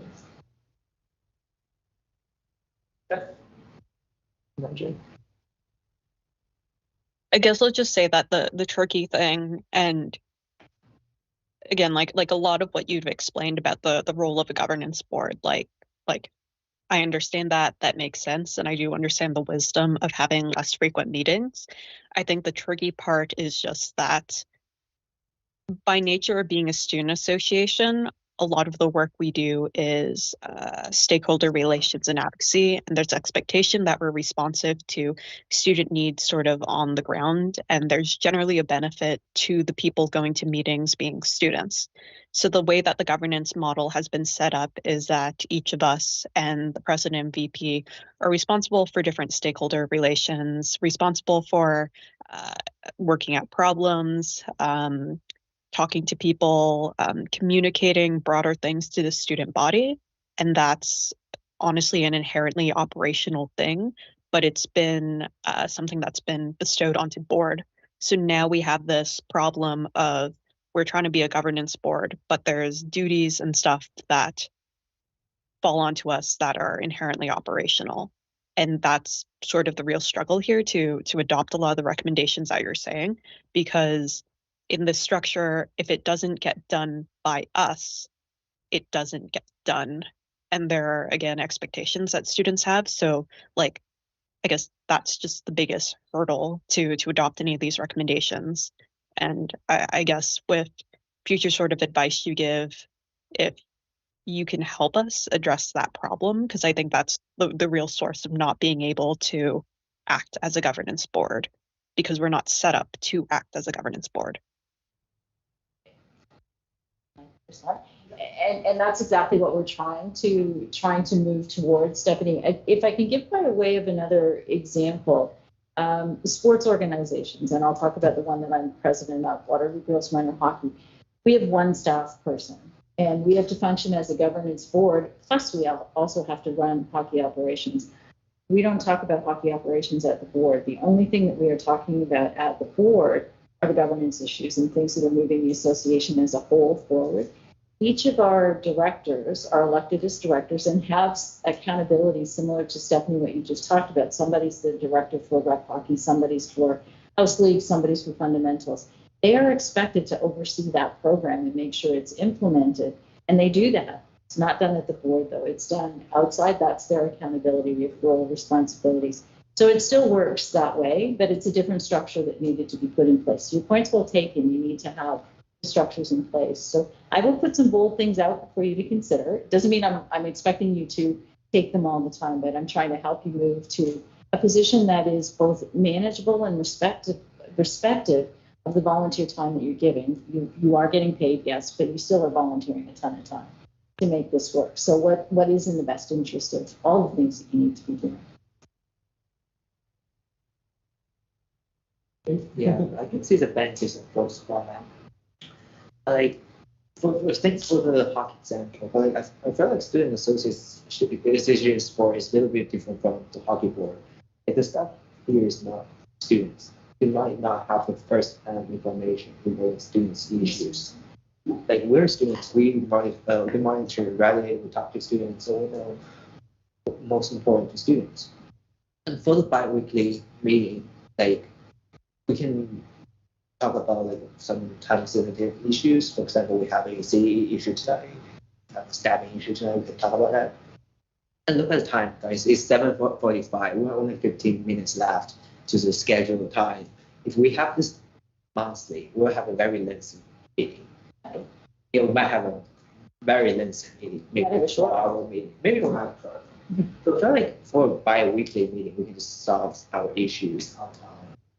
And for the update things we talk about, we don't have to have update like every single meeting. If you don't, if the update is not ready, you can just wait for next meeting. I think that's fine.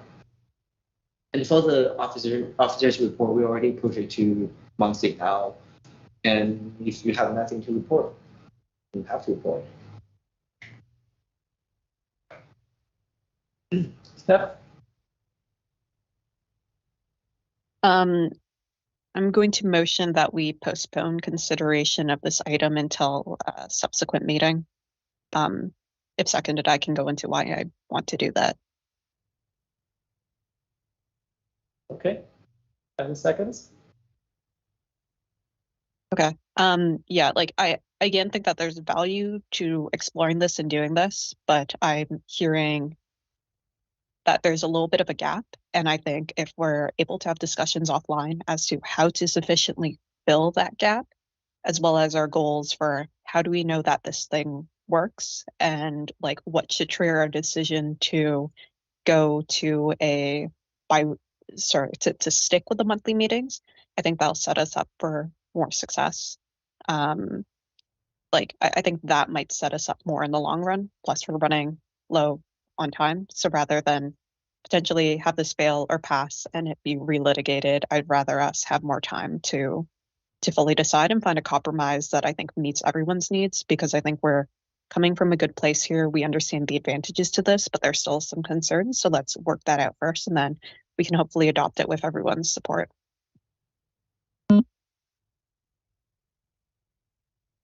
Okay. Are there any more comments with regards to that motion? Yes, Alex. Just so we're on the same page, the original motion is for, if I'm reading this right, which now it's not in front of me, is for a date in July and a date in August. And I'm assuming it's on that date in August where we figure out where to go from there. Is that right? The original motion, yes, but new motion has been proposed, which is to table this motion until future date. So if we table it, are we not going to be missing a little bit on the chance? Like, we shouldn't gamble with our meetings, but are we not going to be sacrificing the opportunity to try this for the spring term? I mean, if it's going to be successful, then theoretically it should work for September as well. I think the way to interpret, and again, I'm not voting here, but the way to interpret the motion that Stephanie's putting forward, because she added something else to it, was to bring it back to another meeting for discussion on what's the transition going to be? What are the things, we've heard some concerns that you have about going to monthly meetings. So what needs to be put in place if that is the direction to work? So using this summer, what I'm hearing is a time to look at what should your cadence of meetings be. So you've got your annual plan now, you've got your strategic plan, all those things factor in. You've got the issues that come up, and September's a whole different ballgame because there's more of you around on campus, and I know that adds a little bit more. So I think that's how I would interpret the suggestion that's being made. Is that how you want us to interpret it, Steph? Yes. Okay. Do you have anything to add? I was just gonna say, spring term is we're still doing work and still doing games. I understand it's a smaller volume of it, but especially because we're still, I mean, it's been 2 years now, but like we're still like establishing relationships with stakeholders. We're still learning how this works. We haven't even started our committee, so I feel that just because it's spring, we shouldn't be doing that by month, because like was said earlier, there's still gaps. We're still not 100% settled in as a board. Okay. Is there any more discussion then on this?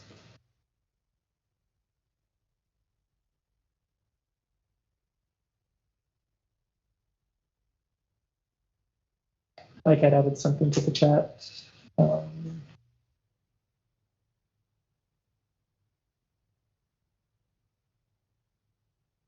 Okay. So would you Sure. If this is passed at the next meeting, it will still be true that board would only have one July meeting and one August meeting. They would be 14 days earlier, and those dates would be July 12th and August.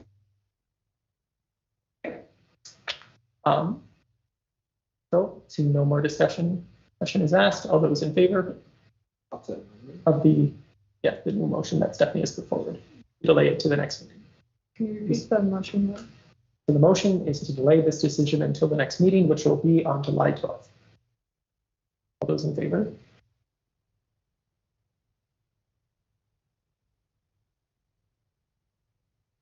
Okay.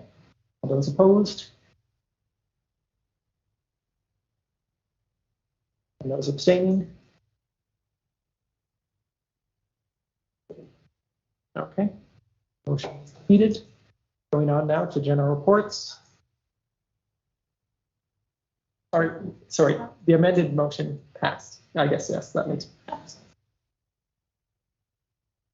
Moving on to item number 5, the executive director reports. Hopefully you all got a chance to take a look and read through them. Are there any questions for Suzanne? Or if Suzanne has anything she'd like to prioritize? So you mentioned Bill 124 is the bill that froze salaries for, I don't even know if it's 4 or 5 years, since 2018. The bill was found to, I guess it was, I don't even know what the term, struck down, I guess, and then the Ontario government appealed it. The appeal just happened this week, so we expect to hear something in the next couple of weeks, which may or may not impact anything from us from a salaries perspective, because then the university will have to determine what their actions are, and we've fall in line with that. So that's just an update for the board to be aware of.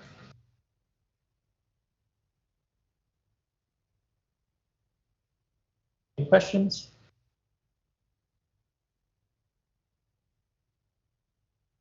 Yes, Steph? Suzanne, can you speak a little bit more to the, sorry, where'd it go? The orientation program review? Pass it over to Brian if I could. Yeah. Hi, everyone. I'll do a quick intro. Sorry, I haven't met everybody individually yet, but I'm sure I'll work my way around the table in the boardroom. I'm Brian, new into the Director of Student Engagement role, taking over for Dave McDougall. Was a previous board member, previous exec years ago, and have previously was working on the commercial operations team, overseeing all of our unit managers and business development of them, and improving our financial bottom line of operations. So happy to be joining you in this role. In terms of the orientation review, I'm also just pulling up the scoping right now, but it is focused on kind of 2 key areas, which is, please forgive me while I pull this open.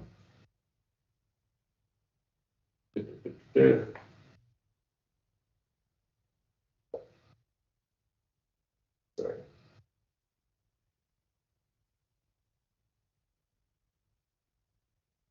Awesome. So it's aimed to be looking and reviewing at what best practices within first year orientation looks like within specifically the environment within U15 schools.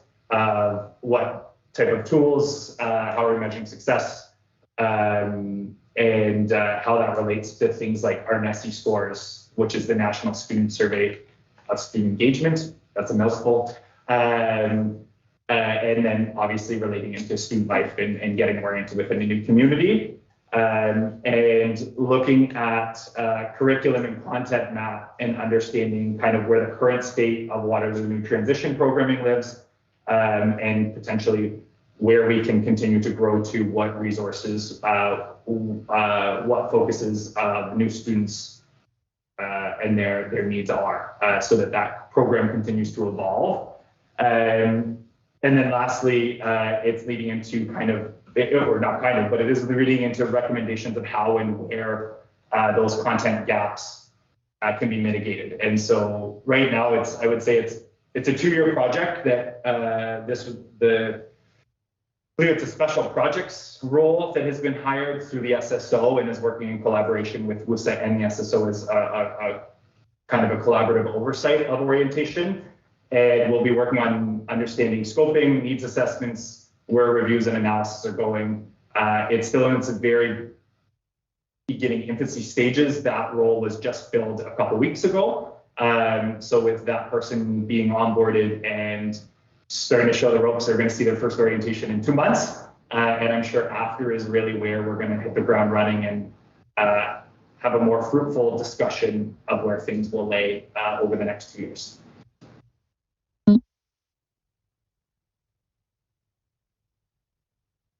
Go ahead, Steph. To what extent are students, specifically first years, going to be sort of consulted on this review? Just because I've seen cases where the university has made decisions or whatnot that they thought was in the best interest of students, but we've heard from students that actually it didn't go so well. This is both like first year students, but also sort of the student leaders involved in organizing this programming. So I guess, can you speak a little to what extent student consultation and involvement will be part of this? I can't speak specifically to the exact and precise examples of student involvement within this initiative yet, with it being very new and that special projects manager owning and driving a big portion of this portfolio. We, outside of those outcomes that have been established, there's still a full kind of project and roadmap that needs to be created. I will say personally that I will I'm going to use the terms ensure, but fight to make sure that students' voices are consulted and appropriate people are consulted as a part of that process. I'm going to, be involved in that as well from an operational perspective, and making sure that we're highlighting and identifying correct processes and stakeholders and engaging them in meaningful ways and getting those reports back. And that's what I can comment to now, but not specifics of the vehicles of student consultation, when, how, where, and to what degree.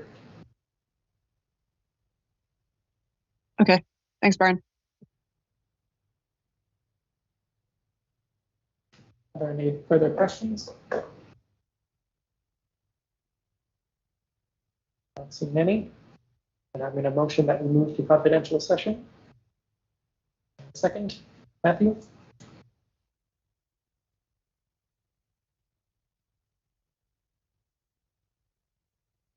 Okay. Thanks. Let me know when the live stream is paused.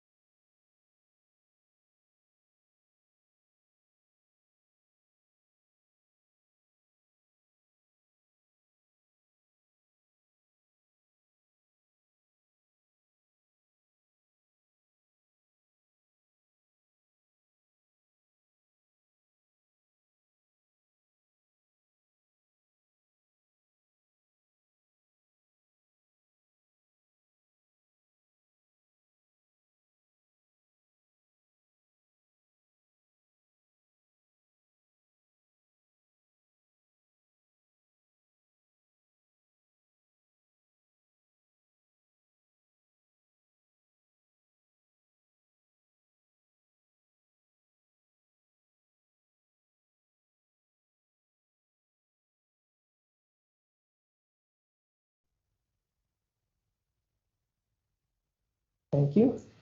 Okay, we're back on number 8, notices of motion. Currently, we have nothing on there, but we're currently looking at getting the budget together. It might not come now at the next meeting, but within the next month, we'll have that ready. Next is the thing that Jeff brought up in the amendment which he made to the agenda with regards to the CE. So if Jeff wants to speak to it now, I'm also not sure if what's his name will be joining us or not. I've messaged Tyler. He should be hopping in a moment.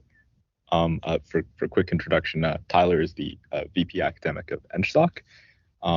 So for a really quick context for the board members who may not be fully aware of the situation yet, CEE has since apparently last fall been working on changes to the co-op search process. Their most recent changes are targeted to come into effect for fall 2023, where students who renege on offers will have increased penalties. This basically came to CE has been going around to different student societies and presenting these changes. I think in at least a good effort to improve their communication to students that this major change is coming.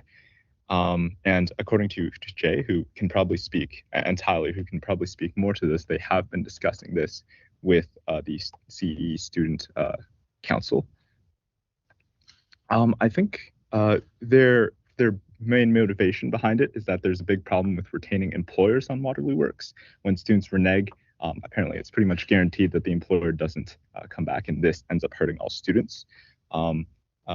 Again, Jay and Tyler can probably speak more to that, but some student feedback was to not make the punishment so harsh or seek alternate methods. But apparently this was not taken into strong consideration. In spring, they introduced a new compensation and location field, but this is optional. It's not mandatory, so some employers are still leaving it blank, which doesn't help students when they're determining their decision. So current thoughts on the situation. I put out a really informal form just to try and collect some people's initial thoughts, and shared it with the board channel. The student response on this issue has been rather strong, which is why I asked us to amend this to at least get this conversation started, because co-op is a big part of the student experience at Waterloo, and this is a change that affects everyone.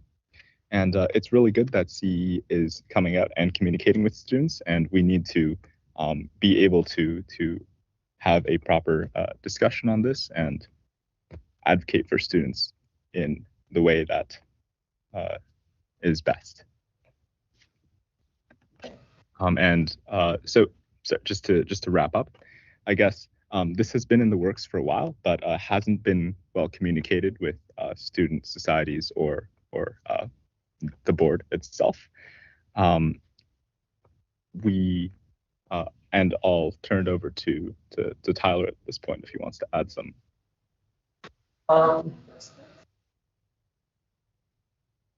Sure, you can go ahead, Sam. As for Alex, to renege means to quit, get terminated, or just not honor your match at all. You can do that? Yes. So for more context, in case anyone else also doesn't have co-op, right now there's one of two consequences you can get depending on which co-op you're reneging.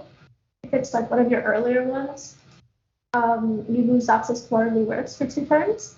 If it's your last co-op, it shows up on your transcript as a no credit granted. Yeah. Just touch on that a little as well. When you do, there's also penalties, but usually you would also send a letter of apology to the employer that you don't want to work for. At least that was my experience. Sorry. The other reason, so Rory, Jay, Tyler, and I met with someone for tea earlier, and another big reason they cited for this change is exactly because of those 2 consequences. So the word they used was equity. They wanted to have just one consequence regardless of when you reneged. which would be that you're no longer up for a co-op credit. It wouldn't just be missing access to our works.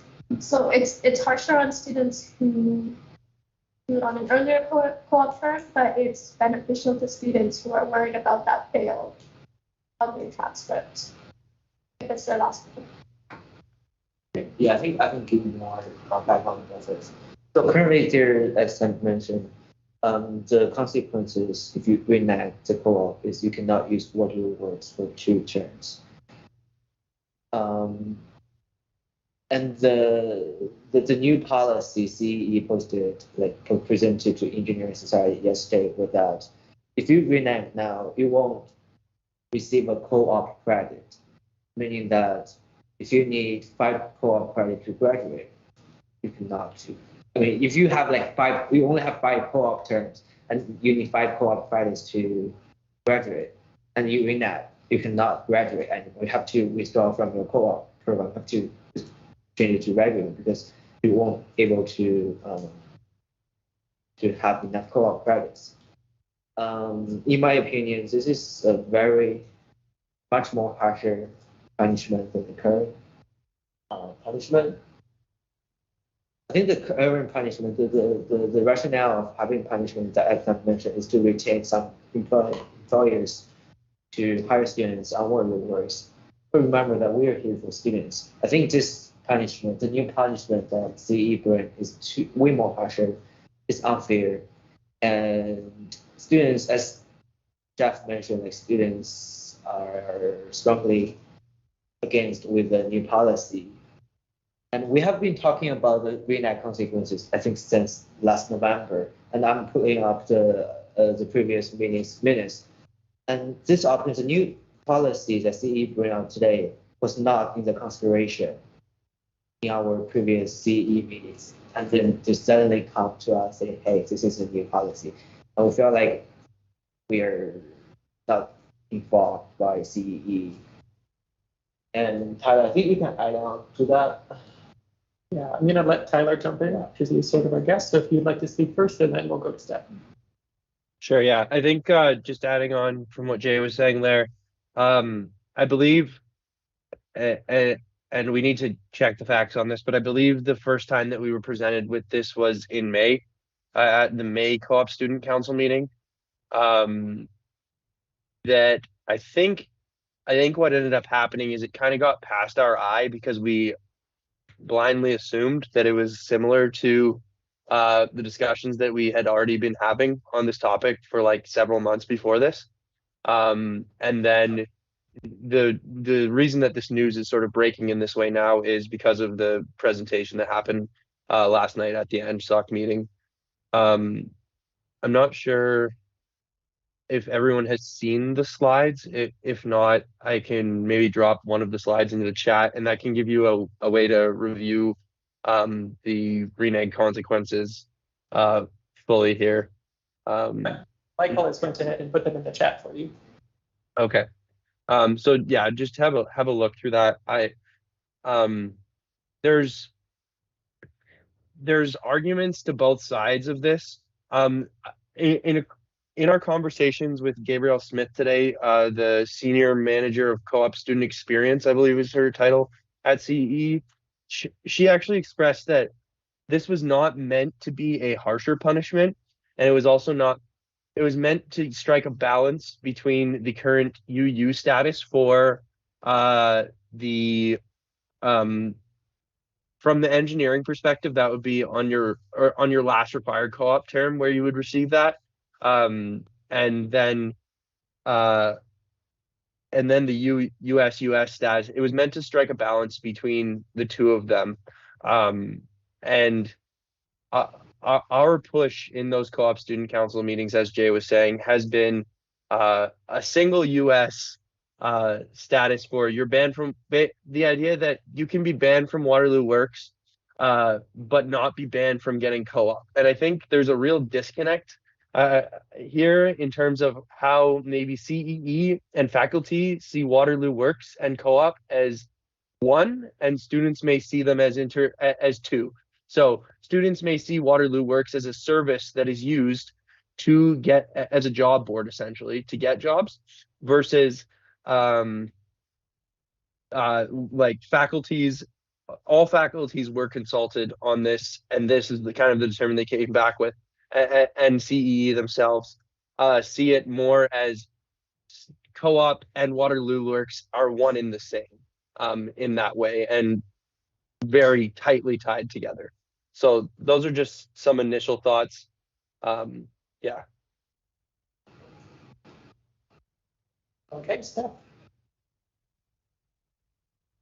Not to use this as an example, but I think this is one of those cases that I've talked about earlier where the correct solution isn't sort of straightforward.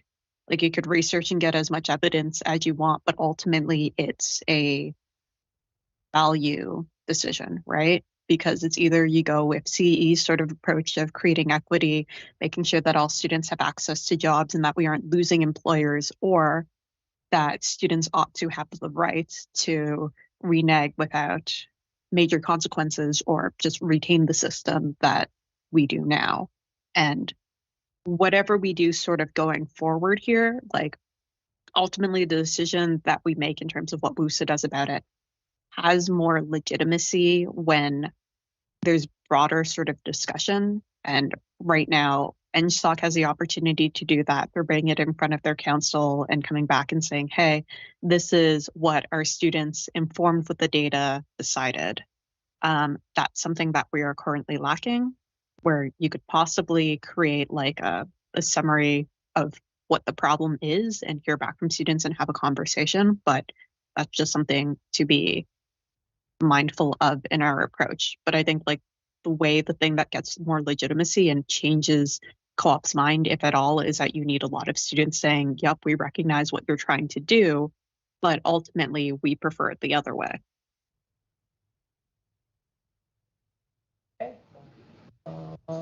Jeff?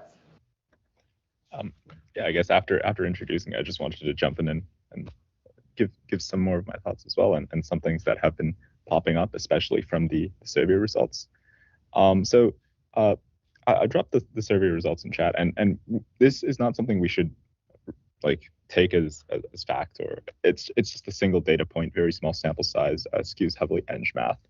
But there's a few, I have a few major concerns with this. I want to start though by saying that CE does have a point that reneges when there are no extenuating circumstances that impact a student's decision can be detrimental to the overall co-op quality of co-op, the future and quality of co-op at Waterloo when employers face a lot of reneges. But they're like students often have extenuating circumstances. Common examples we saw in the form, the pay, or they'd be forced to travel, and the pay wouldn't be able to they wouldn't be able to afford the job in some cases. On this point, CE has introduced, I mentioned they introduced a new compensation location field, but that's optional. According to something that I think Tyler has mentioned, they're planning to potentially make that mandatory, which would be beneficial for students, because if you're being locked into a job, you want to 100% know that you can afford to work that job, to pay basic living expenses if you're forced to move or take additional means of transport, and to not provide that level of support and transparency while also locking them in like that doesn't seem like something prudent to me. I think one thing we need to do, apart from getting a lot more feedback from students, is to make sure that CE understands that we should be providing students with as much support as possible before implementing any major changes that would cause these, instead of the other way around and seeing what would happen and potentially negatively impacting a lot of students. Some other points, I guess. Policy 70 petitions are a really, really important resource for students. So Policy 70, if you're not aware, is for petitions and grievances. There's one for school. There's also one for co-op. It's extremely relevant here because CE points to Policy 70 petitions as a way for students with extenuating circumstances, like say the employer lied, or you have a severe family emergency and can't continue with the job. You should file a Policy 70 petition.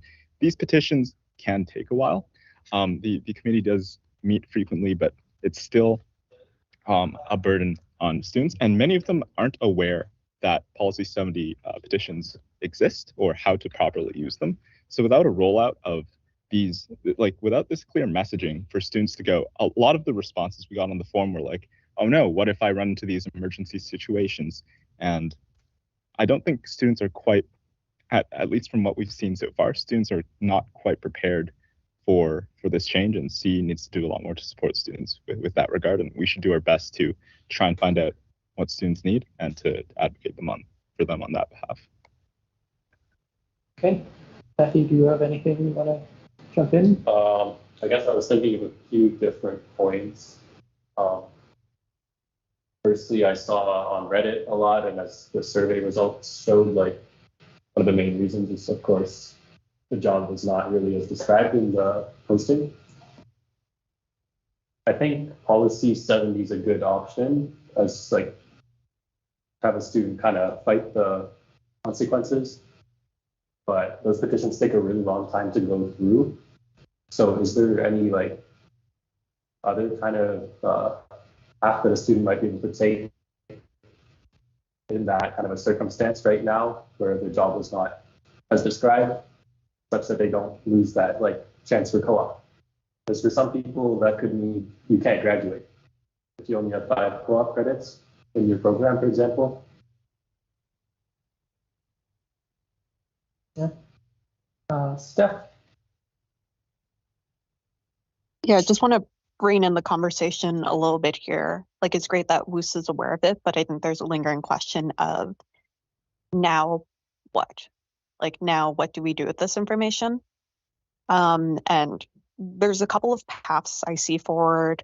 One of them is if we were to launch a larger scale sort of survey with support from our research team and try and get support centrally there. But I suspect that because this isn't on the annual plan, and just because we're not in a space where we can respond to those things, we might need a different approach, to which I would say that I'd recommend probably Tam and Jay to work with the co-op student council folks in terms of devising specific solutions. I think in the grand scheme of things, the representative body on this, if we're not able to get a survey, but the representative body that is able to have more wholesome discussions about this and is more informed and is more representative of the student body, is probably co-op student council, just because the VP academics are well positioned to speak with their respective student societies and students. I think WUSA should take the lead from whatever that student group decides on and provide support. But again, the quick and dirty way I see of doing this is for our directors who are involved in this to be a little bit more hands-on and help support the work there. I would probably err towards that suggestion. Obviously, I can't strictly tell you what to do because this is a little bit operational, but from problem-solving sort of perspective, that's sort of my 2 cents here. Tyler? I would advise that Co-op Student Council is now under the purview of CEE versus it was called something else in the winter, but WUSA gave up that committee. So WUSA no longer controls that committee. It's quite literally Gabrielle that chairs that committee now. And the agendas, while we have an opportunity to discuss things, the next meeting is not until the end of July. And it kind of depends on what perspective you want to take here. And if the position that WUSA wants to take is to attempt to do some sort of blocking of this or advocating for a pause, I believe that consulting with the VP Academics is a valuable thing to do, and continuing to consult with CEE is a good thing to do. But there may be a desire potentially to create some other sort of committee independent of CEE, where WUSA might have more control. That might just be a consideration there. I'd be fine with leaving with Co-op Student Council, just noting that your timeline would be shrinking because of what the frequency of those meetings, and your control may not be as much as you think you have there anymore. Just some sort of considerations there. Okay. Do you mind if I reply Yeah, to go that ahead. quickly? Yeah. It's really unfortunate to hear. Jay and I were given the reassurance that if it were to move underneath CE, that we would still be able to retain control. So I guess would definitely like to hear more on that, because that is unfortunate. In the interim, I would suggest grabbing the student leaders who were on that committee and meeting with them independently is probably what I would advise. But that is really helpful feedback from the perspective of a VPA in terms of how WUSA is supporting your work and the different academic advocacy work, because I was a little bit afraid this would happen, and now I see that fear is kind of justified. Tyler? Jay, I'm not sure what your communication with Gabrielle is nowadays. Would you agree with my assessment of the situation in terms of the level of control we now have versus what we had formerly? I just want to make sure that I'm not speaking inaccurately with your relationship with CEE nowadays for the Co-op Student Council. Give her take control of the CE committee. So basically, she's sending out all the agendas and she's making the agendas. So, what's your question again? Do you agree with my assessment of where CEE is, where the Co-op Student Council is at in terms of control, and whether that would be an appropriate body for us to have meaningful change in terms of some sort of opposing view to what they're trying to do now, I guess? I would say the ownership doesn't matter as long as like there's like an open forum discussion. It doesn't matter as it's WUSA take control of this committee, or CE take control of this committee, as long as we address our issues. Okay. Another question? Yeah. Yeah. Sorry. Go ahead, Tyler. Yeah, I would. If WUSA wants to do something strategically, that's where my concern might be. Gabrielle's listening 100%. They're listening. Just that is not the place to organize strategically against this, though. I would say I don't know if they're wide open to hearing feedback to changing how the policy is written now. It seems more like their direction that they're trying to go is very much in the vein of we're trying to make people aware of what these changes are and try to make them okay with it, rather than they're not so much consulting feedback. They're more so informing and educating seems to be their goal at the moment. Yeah. Jeff, do you have anything to add before we go back to Stephanie? Steph first. Okay, go ahead, Steph.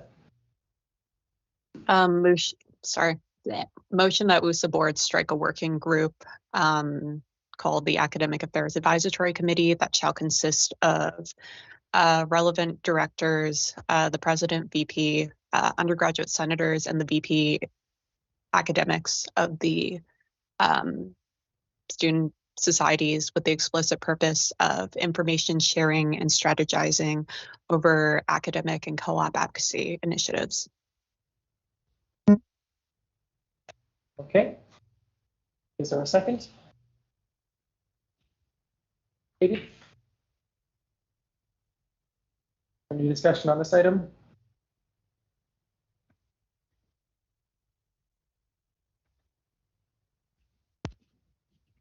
Go ahead, Jeff. I guess the only thing there's, as this is a pressing matter, if there's any way we can get that moving a little quick, like how long would it take to set up that committee? I'm just cognizant of timelines, as fall is not too far away. And if we were to, if that committee were to try and put together something solid to bring forward to see in time. Is there any way we could speed that up? Mike, do you mind sending over a copy of that motion? I'm not sure if he's returned. Stephanie, go ahead. So I'm proposing this more of a long-term solution that I think has been sort of demonstrated by this incident. I think if you want to fix it like more quickly, like I think in terms of who has the authority to fix it and who is best situated, it's going to be Tom and Jay. So if they're willing to organize and have conversations with relevant folks and develop a strategy, like, again, it's a little bit weird because it is more operational. I don't have any authority to tell you what to do, but my recommendation would be you two to work through it and maybe liaise a little bit with either Rory and Katie. But again, my opinion is like responding to this in a timely manner in a way that is representative of student perspectives. We'll be talking to the VPAs, and I'm comfortable going with whatever direction they would like to. In absence of a specific policy on this, our policy documents state that the directors are empowered to make a decision that they think most reasonably represents students' opinion. So by nature of that, Tom and Jay are empowered to do what they want. It gets a little bit trickier when we want to involve central WUSA resources because we'd have to ask Suzanne if those are available, or Rory/Katie could liaise there. But again, I would encourage you 3 or 4 to make a plan moving forward, because I think there's a risk of too many cooks in the kitchen here.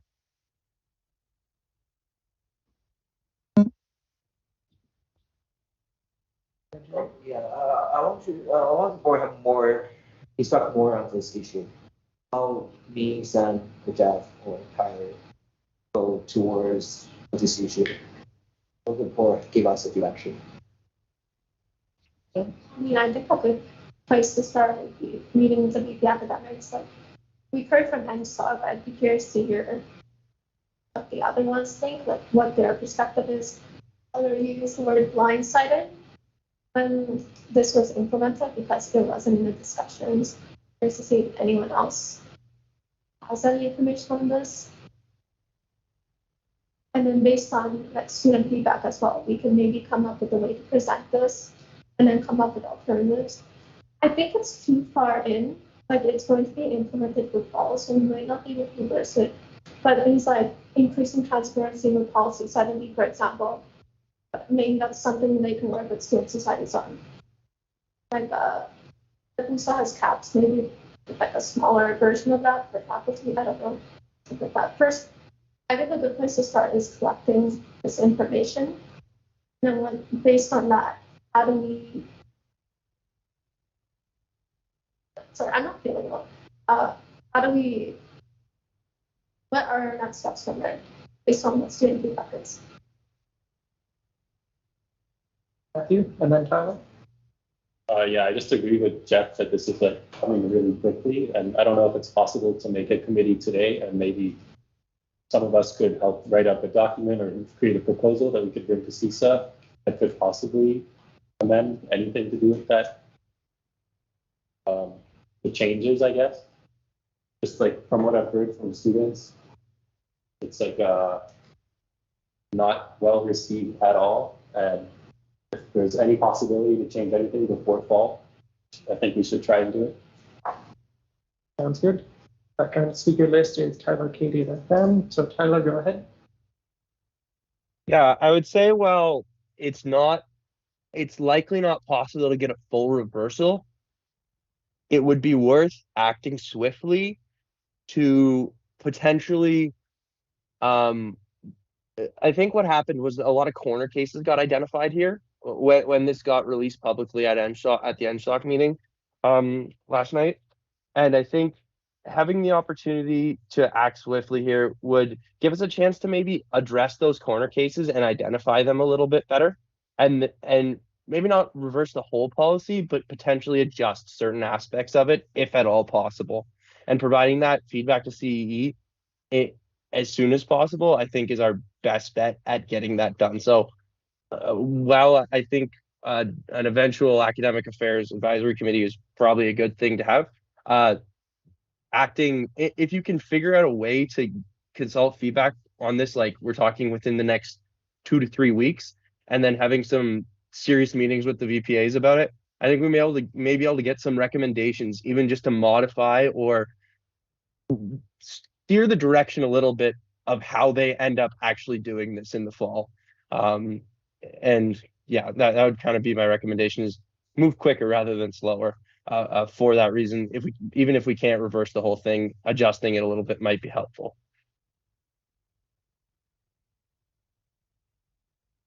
Okay, Katie? So from what I understand, for the committee in regards to the motion, there already is a terms of reference for it that could be used. I would say, although not necessarily outlined in the advocacy section of the annual plan, in reference to the spirit of educational equality and the equity portion of it, I think that having progress done on co-op and advocacy for it could fall in line with that.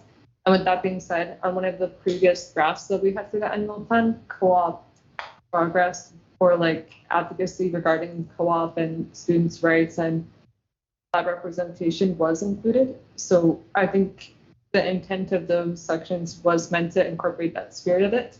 So that's why I would say I will do my best in the capacity I can to support to get stuff done as soon as possible if the motion passes. Jeff? Or sorry, Tam was next on the list. So. Send out an email, see if anyone's free early next week. And we'll see if maybe we can do like a formal survey, kind of like the way that sent out, that maybe the student studies can push. And then from there we can figure it out. That's good. Jeff, you have anything? Yeah, I was just going to try and amend the motion to include a sort of a time frame for this. Like Tyler said, this is a pretty time sensitive situation, and while I'm cognizant of the time it takes to organize, this is going to be something we really need to push on. Off the top, what if we can have that committee have something ready by next board meeting in 2 weeks? I know that's a short time frame, but the committee doesn't need to formally meet. Like, it can just be like an informal working group of those directors, Jay and them, and the VPAs, just to sit down, get a doc together, compile all their thoughts, after hearing from their students, and get something together to potentially present to CE within a quick time frame. Just making sure we have some sort of actual action item that's coming out of this, and it's not just saying, oh, we know this is a problem, we got to make a group to solve it, but then there's no sort of actual concrete goal. Setting an actual time with reasonable allowances is probably something I would like to see. And I just want to give warning that I do have one more comment about this entire process at the end, but I'll save it for them to keep the discussion focused. Okay. So are you proposing a formal amendment to this motion? Yeah, for a report back to the it doesn't necessarily report to the board, I guess, but for the board to have something in some way, shape, or form in 2 weeks. If staff, you want to help me formalize that a little, in line with what you had in mind. Okay, is there a second for that motion then? Matthew? Okay, any discussion on that amendment? My quick feedback about that and the direction of this conversation is that we've gotten rather operational to the point where I think Suzanne might be going a little bit crazy right now and wants to go home to her little pupper. But maybe I'm just speaking for her. Like, we've identified that there's a gap. We're going to go fix the gap. I think, like, right now as a board, we don't necessarily have to be very nitpicky with specific deadlines and stuff. I think, Jeff, if you want to amend the motion, just assigning specifically the co-op cluster people to address the issue, I think is fair enough. I think my expectation is that they understand the problem and that they've been working with our officers to help solve it. I don't think it's really any helpful for board to be intervening further. I think we should just let them solve the problem and expect that they give us an update during the next timely session. I trust that they can strategize on their own and that they'll talk to us if they need additional help, but I don't think micromanaging them right now is actually going to help much. That's fair. Not my intention. Maybe we just ask for just to show, I guess, to put something to drive this forward. Just have an update. If not next board meeting, then every. Yeah, sure. An update as soon as possible, as is reasonable. I don't know. I'd still prefer to just have something to like you said. I trust Jay and Dan to take care of it. Just an update once we have something as soon as possible, I guess. If we want to amend the amendment. It's friendly. Yeah, I think Stan and I, we can reach out to VPA tonight and ask their availability for next week, and we can find a time to meet with VPA and the senators next week and report back to the board in 2 weeks.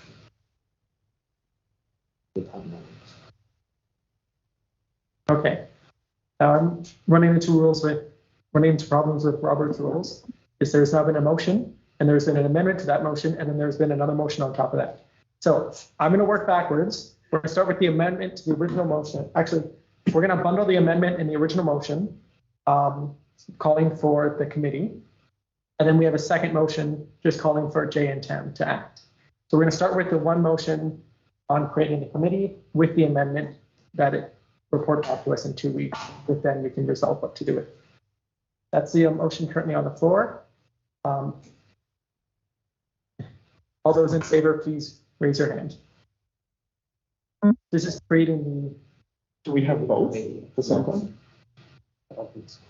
What's being? I would say it'd probably be in best practices not to do both, because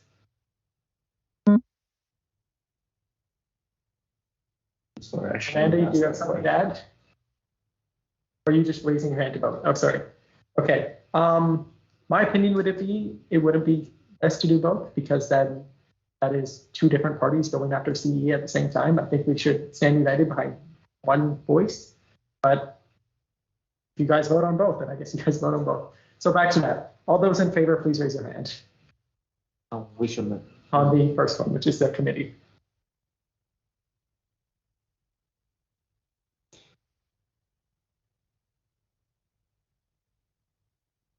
Okay. All those opposed?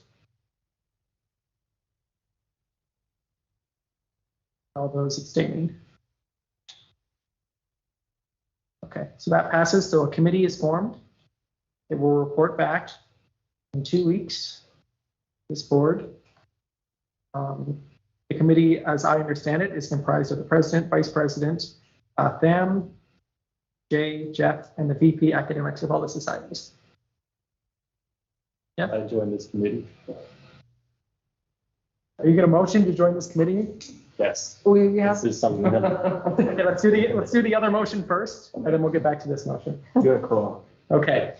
So now the second motion, okay, is be it the resolve that board tasks Jay and them with acting on monitoring the situation and providing board with relevant updates. So we're going to get updates from the committee, and then we're also going to get updates from them and Jay, is what I'm hearing. But okay, all those in favor, please raise your hand. Okay. So do the same thing twice? Essentially, wait, perhaps maybe I can clarify. So, or maybe Stephanie would like to clarify her motion. Yeah.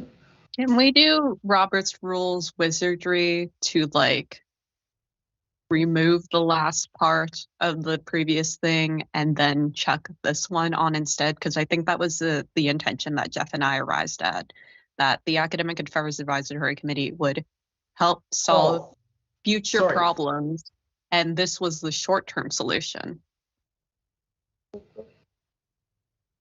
Okay. That was my intention. Got it. Okay. So we'll vote So if on we this could one. wizard to that. Yeah. Okay, I'm going to put forward two motions then. The first motion is that Tam and Jay will monitor the situation and report back to us at the next board meeting. Can I have a seconder for that motion? Katie. All those in favor, please raise your hand. I think it'll take by consensus probably. This is really not really something that can be motioned because they would be reporting back to us anyway, but I guess we're voting on it. Okay, so that takes it by consensus. We'll do it anyways. Okay, so we're getting back to the other motion. So motion to amend the previous motion, which will add Matthew to the committee and will remove the clause about reporting back in 2 weeks for the committee. I'll second that. Okay, Alex seconds. All those in favor? Discussion. Okay, discussion. So go ahead. Is there any discussion on this item? Can we amend it if it's already passed? Or is that a new? I know. So from what I understand, we're gonna have Jay and Dan That was one of the motions. doing the thing for next 2 weeks. Reconsideration motion. Okay, and then we're also gonna have a committee do this long term. Yes, in addition to Matthew. That's what we're. That's what we're doing.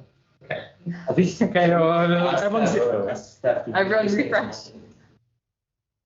Everyone is getting fairly confused. So the first motion relating to Sam and Jay was that they would report back to us in 2 weeks with an update on this. Okay. Again, is that something that really needs to be motioned?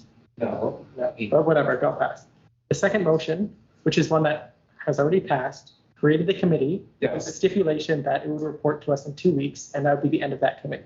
Okay. So we're reconsidering that motion. Yes. With the additional clauses that Matthew get added to the list of people who were already selected to be on that committee, and it doesn't dissolve in 2 weeks. Okay. Those are the two amendments that I made. That is somewhat clear. It doesn't dissolve in 2 weeks. Can you add a full-time staff member like any other committee as to provide support and continuity and all that good stuff that use and stuff.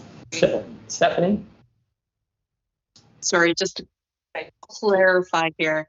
When I said relevant directors, I was thinking mostly of co-op and academics. So you want co-op and academics. So that would be Stephanie, Alex. Yes, because it's inherently.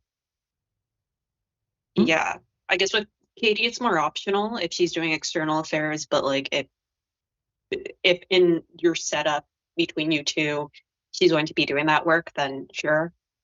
I don't really care if Matthew's on it or not, but like. So that would also exclude Jeff from the committee, which I am assuming, based on his proclivity in this conversation, he would want to be on that committee. I'm okay with leaving it to my fellow directors. I can always share my own thoughts and speak with other students at the same time.